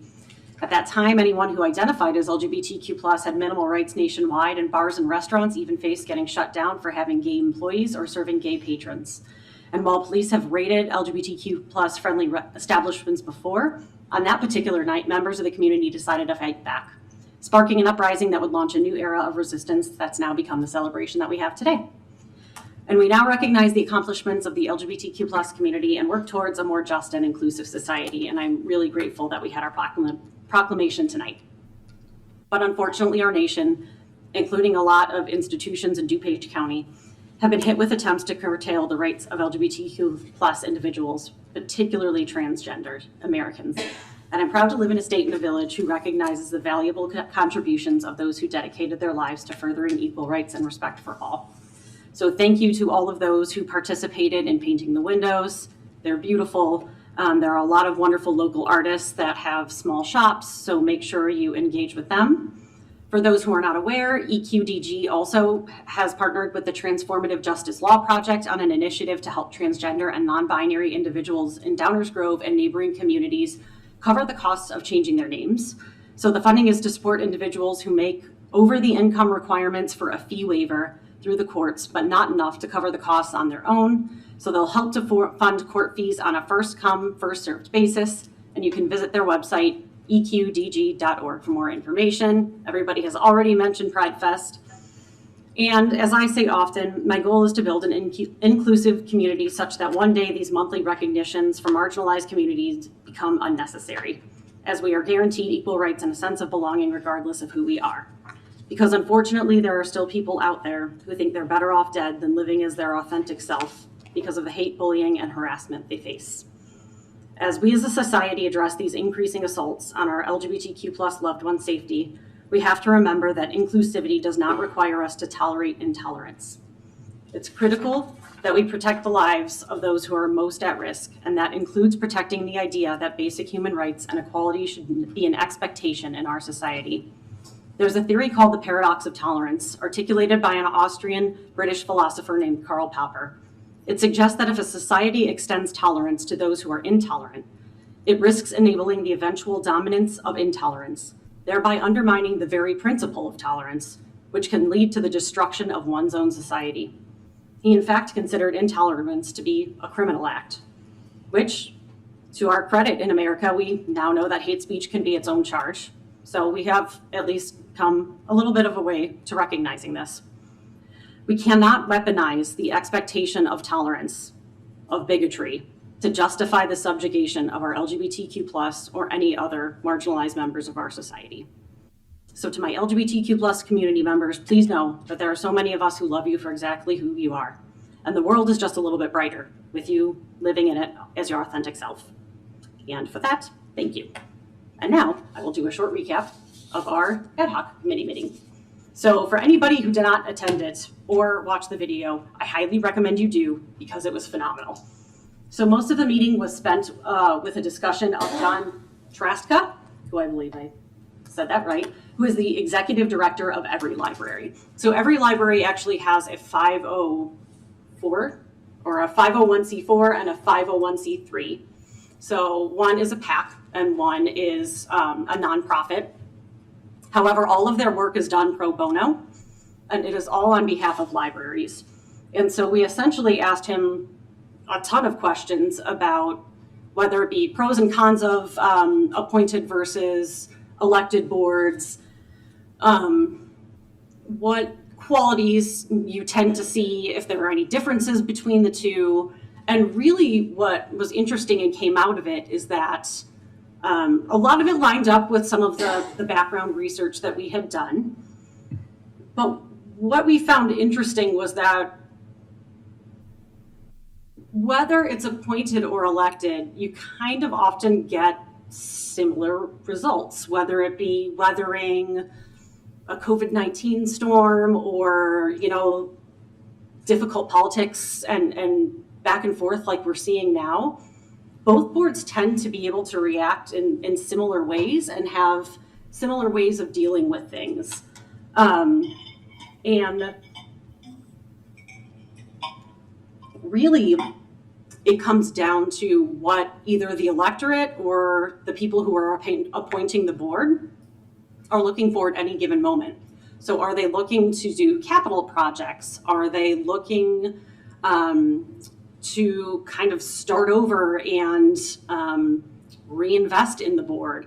So there are certain qualities in the moment that you might be looking for in a board that might be the same regardless of if they're appointed or elected. So there were some really interesting things that I feel like we learned from Mr. Traska. And I just recommend going back and looking because I think we all took about 5 or 6 pages of notes. It was just a phenomenal meeting, and next week we are going to be speaking with Joe Philippek. This week. Oh, this week, God, it's in 2 days, my goodness.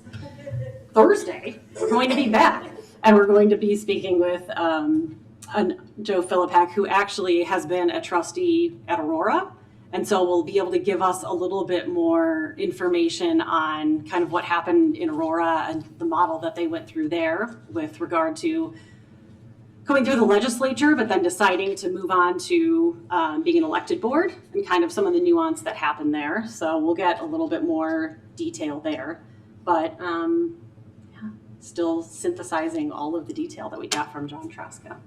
What would you like to add? Excellent summary. Thank you very much. And I agree completely that Mr. Traska was a wealth of information and I thought was very well prepared.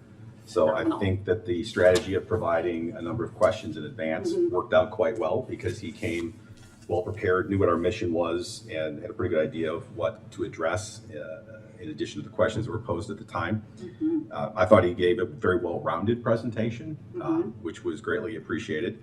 And I thought everyone was just very fascinated by the presentation. So I agree. I would encourage everyone to watch it if you get a chance. There will be, in some way, shape, or form, the elements of what were said summarized in the eventual report that the ad hoc committee will be doing. Really fascinating conversation about how, and I agree with your characterizations completely, Commissioner.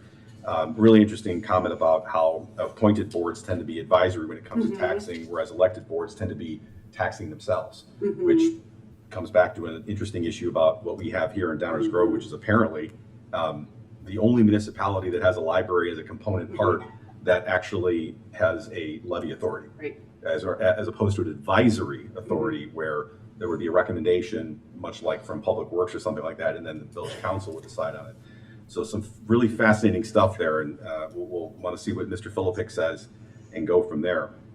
And you've already covered the next speaker. So the only other thing I wanted to raise real quickly, and this is for the entire council as well, and Commissioner, I know that this came up in some of the comments. there were questions about, well, are we going to figure out what the costs would be for the Downers Grove Public Library to transition to a district? And I want to take a step back on that because I seem to recall that we had a prior conversation about not going down that path. And as I followed up on our lovely little charter here, which I always have in my fingertips, that isn't something that jumps off the page that we're supposed to do. And the reason why I asked is because our Downers Grove Public Library would need to do some work to figure out what it would mean for them. And I think there's also a lot of assumptions involved in there, which gets very complicated. And I thought, number one, that there really was no interest in exploring that. And then number two, what we're really focused on is the advantages and disadvantages or benefits and non-benefits of elected versus appointed, not so much what would it cost to move to a district or what would it cost to go to the Aurora model or what would it cost to further research this very interesting sort of aberration that we have with being the only municipality with a library that is a component part of the municipality that isn't elected, isn't a 7-member elected board. I think I mentioned last time that that's something that would probably need some more investigation that we think is beyond our charter. But it is a question and a result that we'll be sharing as part of a report because it is somewhat of a anomaly. Is the last word? Because I mean, we've asked a couple times whether that exists anywhere else in the state, and the answer is no. So again, not drawing conclusions from that, but so we've been focused instead on, as Commissioner Sadowski Fugue had said, what are some of the attributes of elected? What are the attributes of appointed? Mr. Traska gave some great insights on that, and that'll be the focus of what we'll share per our charter. That's all I had to add. Thank you. Thank you both. Appreciate the report out. Is there a motion to adjourn? So moved. Second. All those in favor say aye. Aye. Opposed? You're adjourned. Thank you all and have a good night.